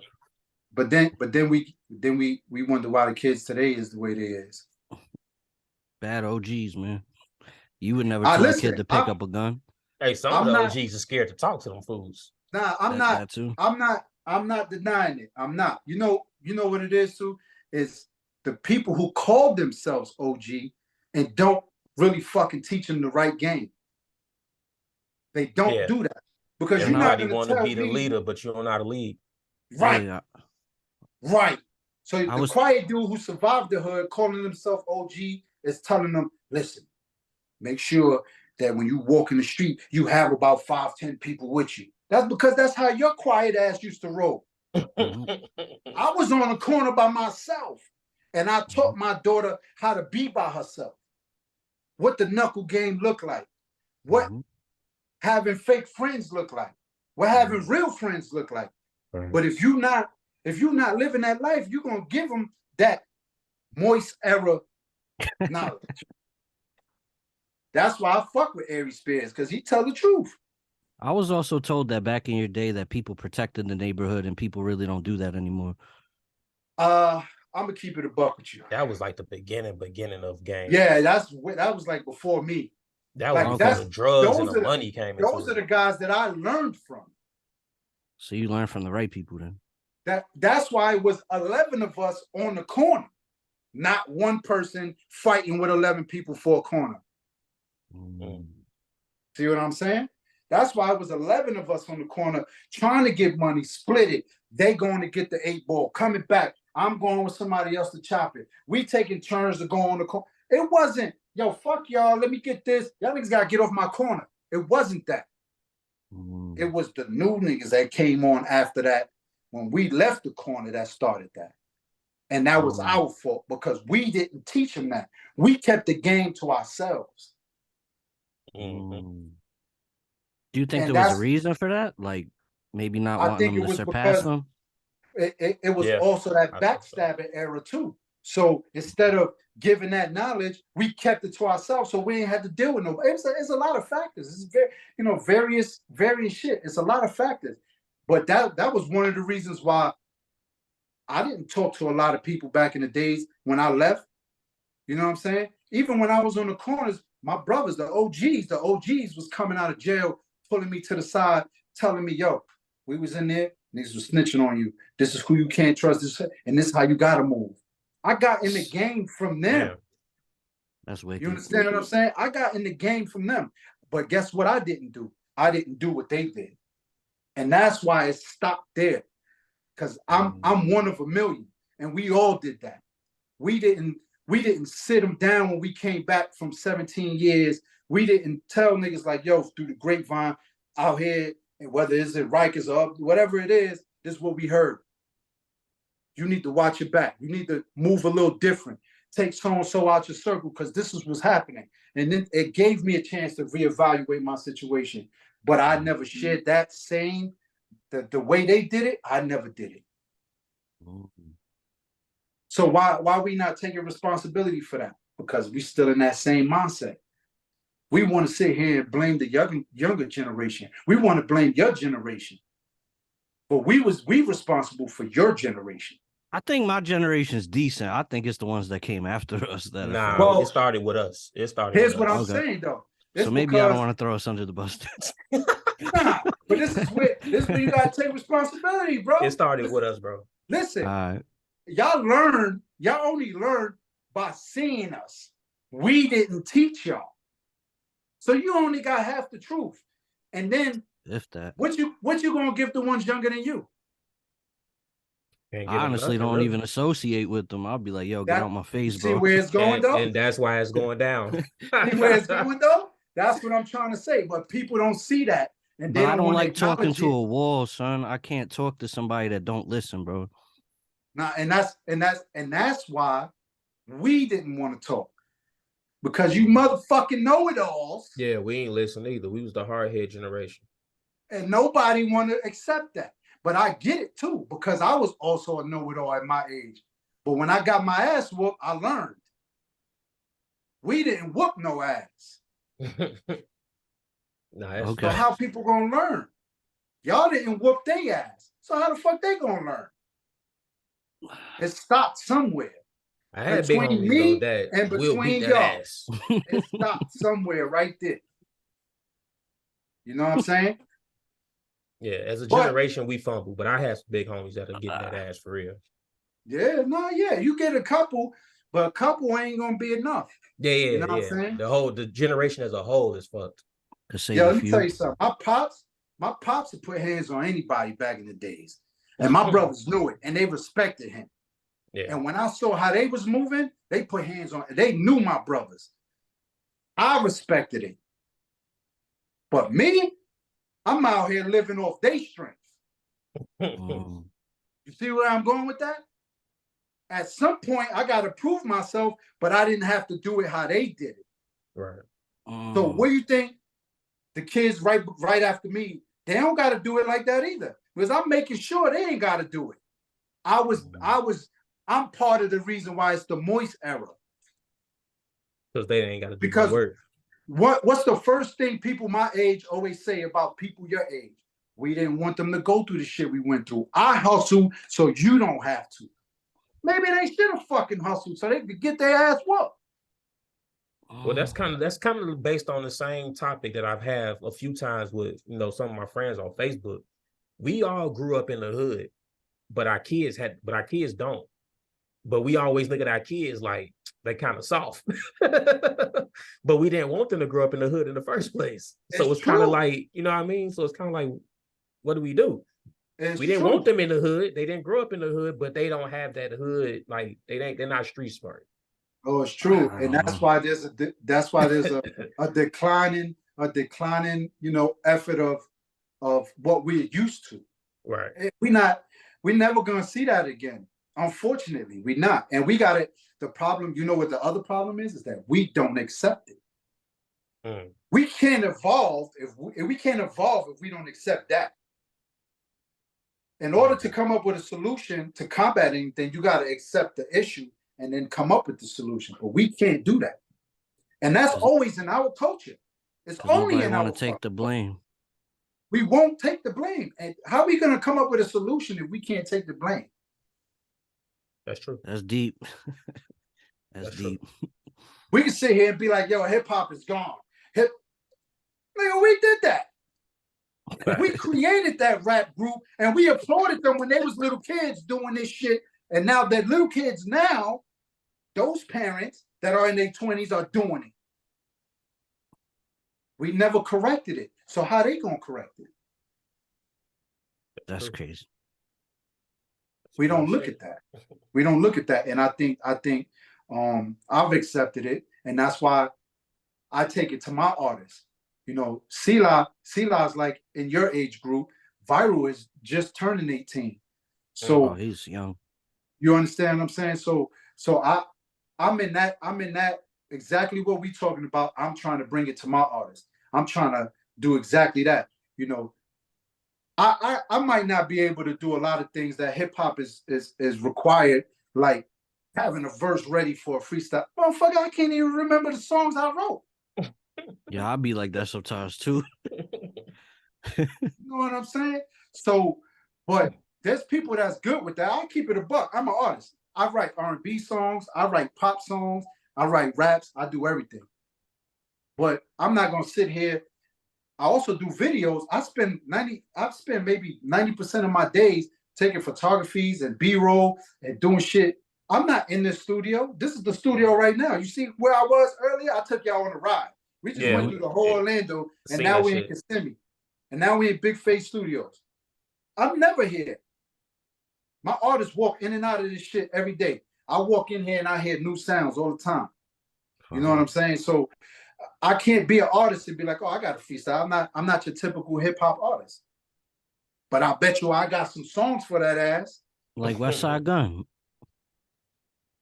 Is he? I never knew that. Westside Gun is like that too? Yeah, he don't do freestyles. He'll let Benny and Conway freestyle. He'll just be sitting there. I never noticed that. He said, I'm just the businessman. I'm the creator of this shit. They the rappers. I just rap because it keeps me out of trouble. What you feel about that? He on his Easy shit. To me, I like Westside Gun. I like what he brings to the culture. If he doesn't want to freestyle, then don't, because I'd rather somebody that can't freestyle not freestyle than freestyle. I ain't gonna lie, I'm not really feeling Westside Gun. But you see what I'm saying? You see how he accepted that? Yeah. I like people that stay in their lane, bro. Not everybody's meant to do everything. Yeah, and not everybody's going to agree with what you're saying because they feel like hip hop has a requirement. New Yorkers, maybe, yeah. Yeah, you see? The East Coast, yeah, for sure. LA rappers are the same way too. Like LA rappers, like I'm talking about like dudes that's in the game, they believe in the same things that New Yorkers believe in, believe it or not. But you know, there's some people in between that be like, yo, if you're an artist, you're an artist. You could just write music. Oh. You know what I'm saying? Like that's where that term artist came from in hip hop. When did that shit happen? When people didn't want to do the shit that rappers had to do. I think when everybody tried to go pop and try this and try that, all of a sudden you became an artist. You wasn't hip hop. You just wasn't a hip hop rapper or MC no more. It was a word to be an excuse to not have to be a full-fledged rapper. And then that comes, you know what I'm saying? So, and I take it, but my thing is I also write. I actually write. Believe it or not, I'm a hip hop till I die, but I also write country music. I also produce country beats. I also write pop music. You know, that's why the label's name is World. We don't stick to just one thing. Like we can't, bro, because we evolving, man. As human beings, we in the area. If you in New York, you hip hop. There's no fucking way you're not. If you in the hood, you hip hop, and I get it. But when you in where we at right now, and we got people that's like different. Mm-hmm. You listen to every genre. You listen to everything. And when you listen to it and you're really that smart, you feel like you can do it. And these two artists that I have here can fucking do it. It's like, it's crazy, bro. I could give them an idea right now, a thing, and they will take that shit, inch, and run them out with it. And that's what I love about it. And I think that's what my era of rappers fucked up because we were scared to do that. We wanted to be hard. We wanted to be thugs. We thought that the block was the only thing that was popping. Like we didn't have to do nothing else. That's why I'm glad I left New York. That shit opened my mind to so many different things, bro. Right. And you know that saying came like, there's so much more than your block around here. Like you got to That's get a out fact. I mean, I am from upstate, so it ain't like I'm from a borough, but I understand. What you mean. Nah, but you're right though. I mean, but it's still different though. It's not like, you know what I'm saying? There's a hood out there, obviously, but every hood is the same, but every hood is different. Like, it's Yeah, I didn't grow up in a $300,000 house. You know what I mean? yeah, exactly. So Damn, who the fuck grew up in a $300,000 house? Some of these kids over here, Out there where you at? maybe even more. Yeah, for sure. There's mad Jewish people here too. Oh, Jay's out here. Nah, you said it. It's too late. I mean, because Chicago is so expensive, I've definitely had some friends that grew up in $300,000 homes, but It's they extravagant out they here. were still in the hood. Yeah, out here right where I was it's at. different. You know what I mean? yeah, but see, that's us with evolution though. You know what I mean? Like I was in the projects, bro. I was living in I'm from Flow Projects, Brownsville. Mhm. My house is worth $500,000 right now. Brownsville. Yeah, my dad used to You live know in what I'm Kissimmee. saying? I've been out there before. Right. And I'm happy, but It's unfortunately, Disney, man. yeah, but unfortunately, my daughter is what we talking about. She grew up in here. You know what I'm saying? And I rap the moist era. I'd rather that because I not don't want against to it, fuck bro. nobody up. I'm not against it, bro. But it happens though. I understand it. I get it. You know what I'm saying? Like we make our choices. Some of us are cool with staying on the block. All my niggas are still on the block. I get it. Life They is love about me just like I evolution, love them. son. You know what I mean? Like they love me just like but I'm not gonna down them because that's their choice. That's their choice. My choice, my daughter not staying there. Hell Because no. I'm gonna fuck somebody up. I respect that. I'm going to jail. I'm going to You know what jail. I'm saying? It is what it is, though. It's just choices, man. And nobody to me is lower than me. I don't give a fuck. Like all my niggas is welcome here. Like if they need help with something, they could call me. Like I don't give a fuck where we at in life. You know what I mean? My man live in Atlanta. He owned 2 mansions, and he treat me the same way. I ain't got the financial situation he do, but I ain't no less than him. Right. And that go for anybody. You know what I'm saying? If y'all need something, let me know. Well, not for sure. Appreciate it. Y'all welcome over here anytime, bro. Nah, that's Hell love. yeah. For real. Matter of fact, let's do a Big Face Music World edition of Jay's Corner. Come on, Jay. Bring your ass down here. We about to have Jay. We about to have Jay and the Mankini in the pool. We gonna do a show in there. I got family out there, so I'll probably slide by. Let's go. Let's go. Vance, you good too, baby? Let's go. Don't be trying to be quiet and shit. Nah, hey, my mom's down there. It's whatever. He live You gotta let me closer. know. My I'm He in mom here. is Houston. like an hour away from Orlando and shit. Listen, I got everything. I don't know if y'all do whatever. I got the bar. I got everything in here. Don't worry about none of that shit. Just bring your ass. Whatever we want to do. Get lit. Nah, that's Yeah. love. You got any projects coming out, bro, that you want to mention before we get out of here? Well, my album's name is Keep the Change. Let's start there. And all these singles that I'm putting out is part of that album. What I'm actually in the process of doing is at the end of the year, sometimes towards Christmas, all the songs that I put out during the months, which I think is going to be maybe 6 or 7, is going to be put on the album as one with maybe 7, 8 more songs for those who are the core fans. I don't expect this album to blow the fucking game out the water. I just expect to entertain the core fans that do love BigFace Bennie and do love BigFace Music World and will take the time out to listen. You know what I'm saying? Because that's what it's about. When I say keep the change, you know, I get that all the time, you know, and I know you probably was going to ask what I mean by keep the change. I was. So I'm going to just jump right into it. We talked about it throughout the whole show. You know what I've been through. I've been through it. I'm going to pay the cost. But you know the cost that I paid is more really than what it's worth. So you could keep the change. Talk to That's him. deep. Talk to him. Talk to him. You know what I'm saying? Because I've been through it, bro. I've been through it, man. I'm talking about losses after losses after losses after losses. Bro, I was homeless. I was homeless 9 years ago. Damn. After being a vet, not knowing what I have to help me out of that zone. Yeah, they don't What teach you it. think I did? I got back into hustling, right? So I've been through that. Nobody helped me. Nobody helped me to this point, bro. Nobody helped me. I had to do this shit. I paid it with blood, sweat, and tears. You want to be a fuck boy, you keep the change. Because I'm not going to pay this shit no more. I'm going to maintain this. Rags to riches, man. You did it, bro. You're successful. Salute, homie. It ain't, and you know what it is, bro? The success comes from people like y'all who take the time out to understand me. To me, that's success. I don't give a fuck about nothing else, bro. I'm gonna keep it a buck. My daughter could keep it. My son could keep it.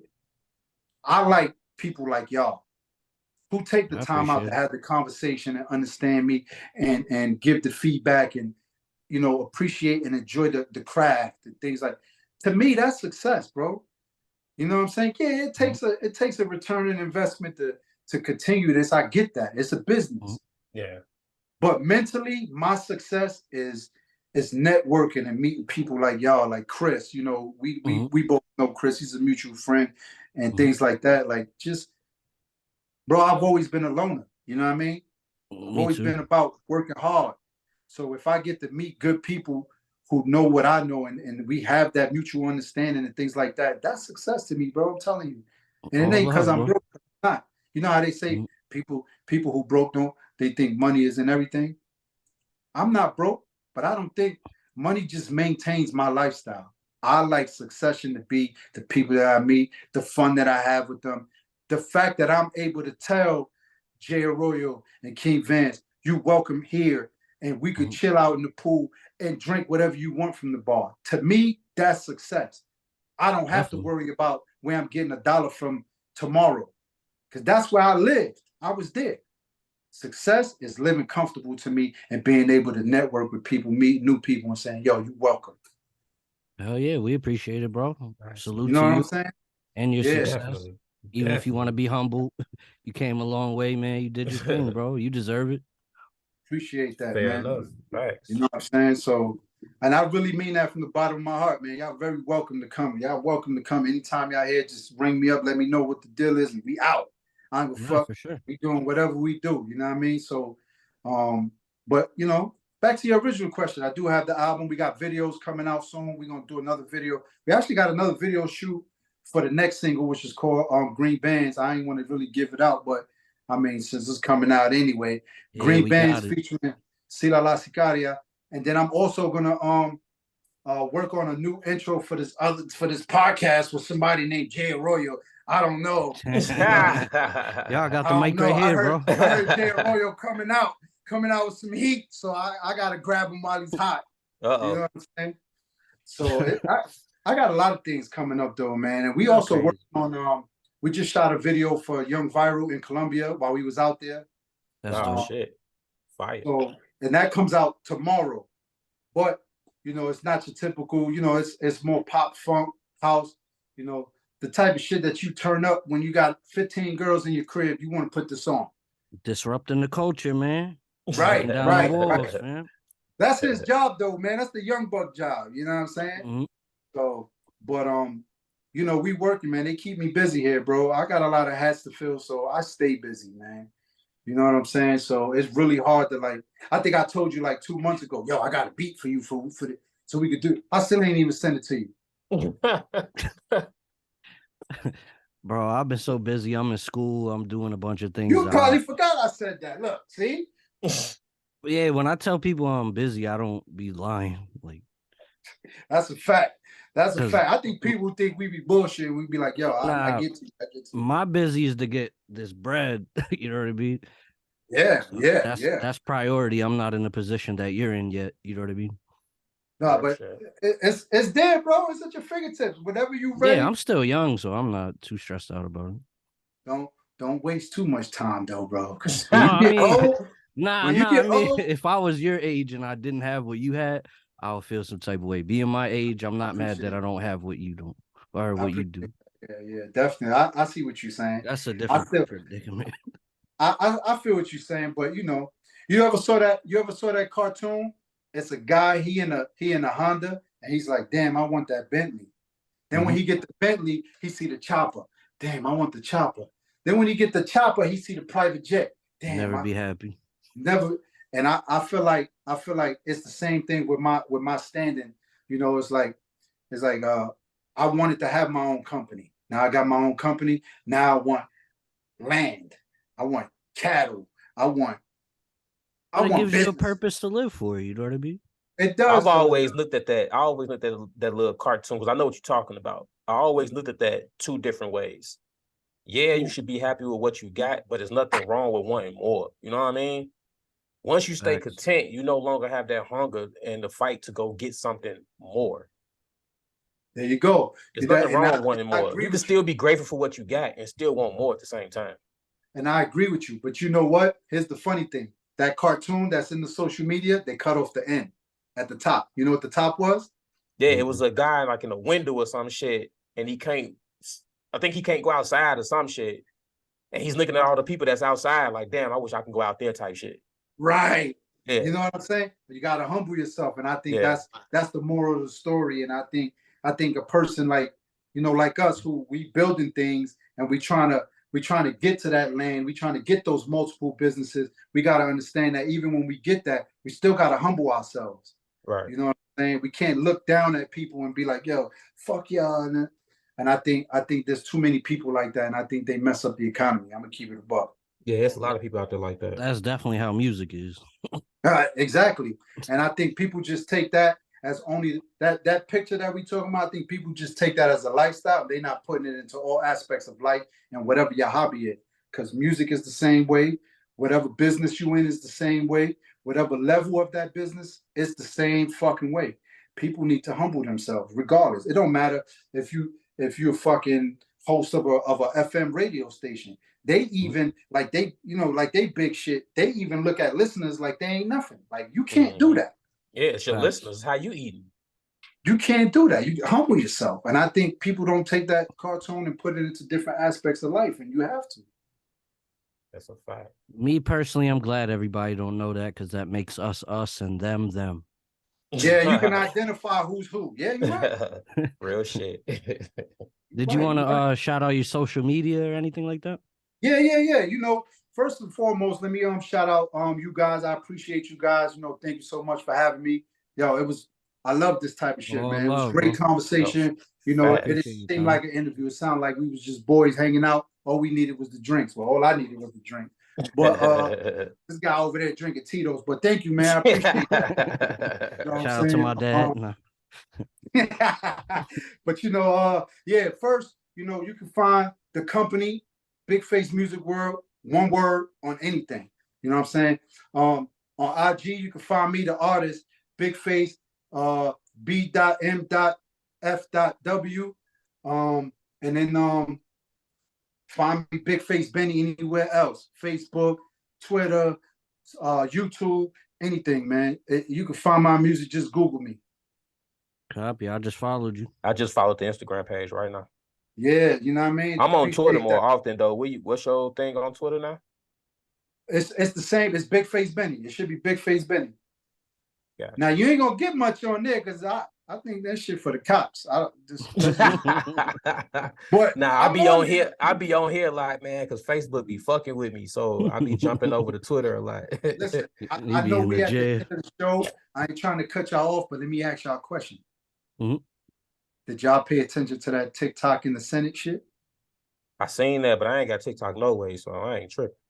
They off that they're trying to get rid of it. Yeah. Something about some data shit. Something about some data breach and shit. You don't see that? They banned it, bro. They banned that shit. Homeboy was part of the Communist Party, but he runs the thing and he's denying that he was part of that. But they caught him in so many lies. I'll be surprised if they don't lock him up for espionage after this fucking hearing, bro. Yeah, no, that shit getting crazy. That shit about it. And they said it. It's banned from the United Kingdom. It's banned from New Zealand, Australia. It's banned from so many countries. Why we got it? Well, one of the got states, my cooking show on there. One of the states just he passed said, a bill. He say he watched a cooking show on there? No, he got his own cooking show on there. I was about to say. That's all I have. They never had my face on there. But listen, IG about to pick it up. Watch this. Mm. King Vance, what you was gonna say? One of the states here just passed a law that any kid that's 18 and younger got to get permission from their parents just to get on there. Yeah. I forgot which state it was, but they just passed that shit. Yeah, and I think one of the senators was there, but here was the question to them. If the parents do give them permission, how long do they have to go on live? Because that's where a lot of the predators are talking to the kids. And the guy said, I think it's only 60 minutes. And the senator was texting his son, who's 13, and his daughter, who's 15, and was like, how long do you get on live? The son was like, oh, it tells me I may need to get off, but it never takes me off. I'll be on there forever. And he told him straight up, like, you lying. Like, whoever you working with is telling you a lie or you lying. But y'all better fix it. So I think the overall... Shout out to Trump. Here we go. Let's not do this, bro. Why we doing that? Oh, man. You're about to get put gonna under have the people jail. come for you in a minute. Yeah. Hey, I don't belong to no political party. Me either. I don't. Listen, Me either. Listen, after I'm upstate. They gotta find me. After I found out what I was doing in Iraq, and George Bush lied to me, Garden I don't opium trust no fields. fucking president. I don't give a fuck. They was over there raiding all kind of shit, taking oil, opium and fields. telling us over here in the States something different. I don't even want to say it because I know this is going on. I'm trying to keep it a buck, but the shit they said we was looking for, we wasn't moving. No, I'm already knowing, man. Come on. I'll say it, bro. I think we were over there guarding opium fields. I think that's why I was on deployment. No, we was stealing all kind of shit is what we was doing. Oh, they got that over there? And they got this over there? Oh, we going over there. Yeah, they bombed us first, so we finna go over there and fuck with them. The same thing with Vietnam. They were there for rubber because we were just building cars. Bruh. I'm gonna say this. Just like we just went through COVID. 20 years, we're gonna hear a different story. Yeah, right. I'm gonna say this one thing, and I'm gonna leave it there with this conversation. Okay. One of my guys died because we was transporting dog food. That's all I'm gonna say. Damn. I know. So ever since once again, it's Jay's Music Corner. Shout out to Jay's Beanie. Shout out to Brooklyn. Shout out to Kissimmee, Florida. Shout out to Houston. Shout out to Chicago. Shout out to King Vance. We appreciate your time. Thank you. Appreciate y'all. Thank you. Definitely get you on that's here all again. love, man. Definitely appreciate your time, bro. We got your artists coming on in the next few weeks. Can't wait. Y'all came here in peace. Leave in peace. One.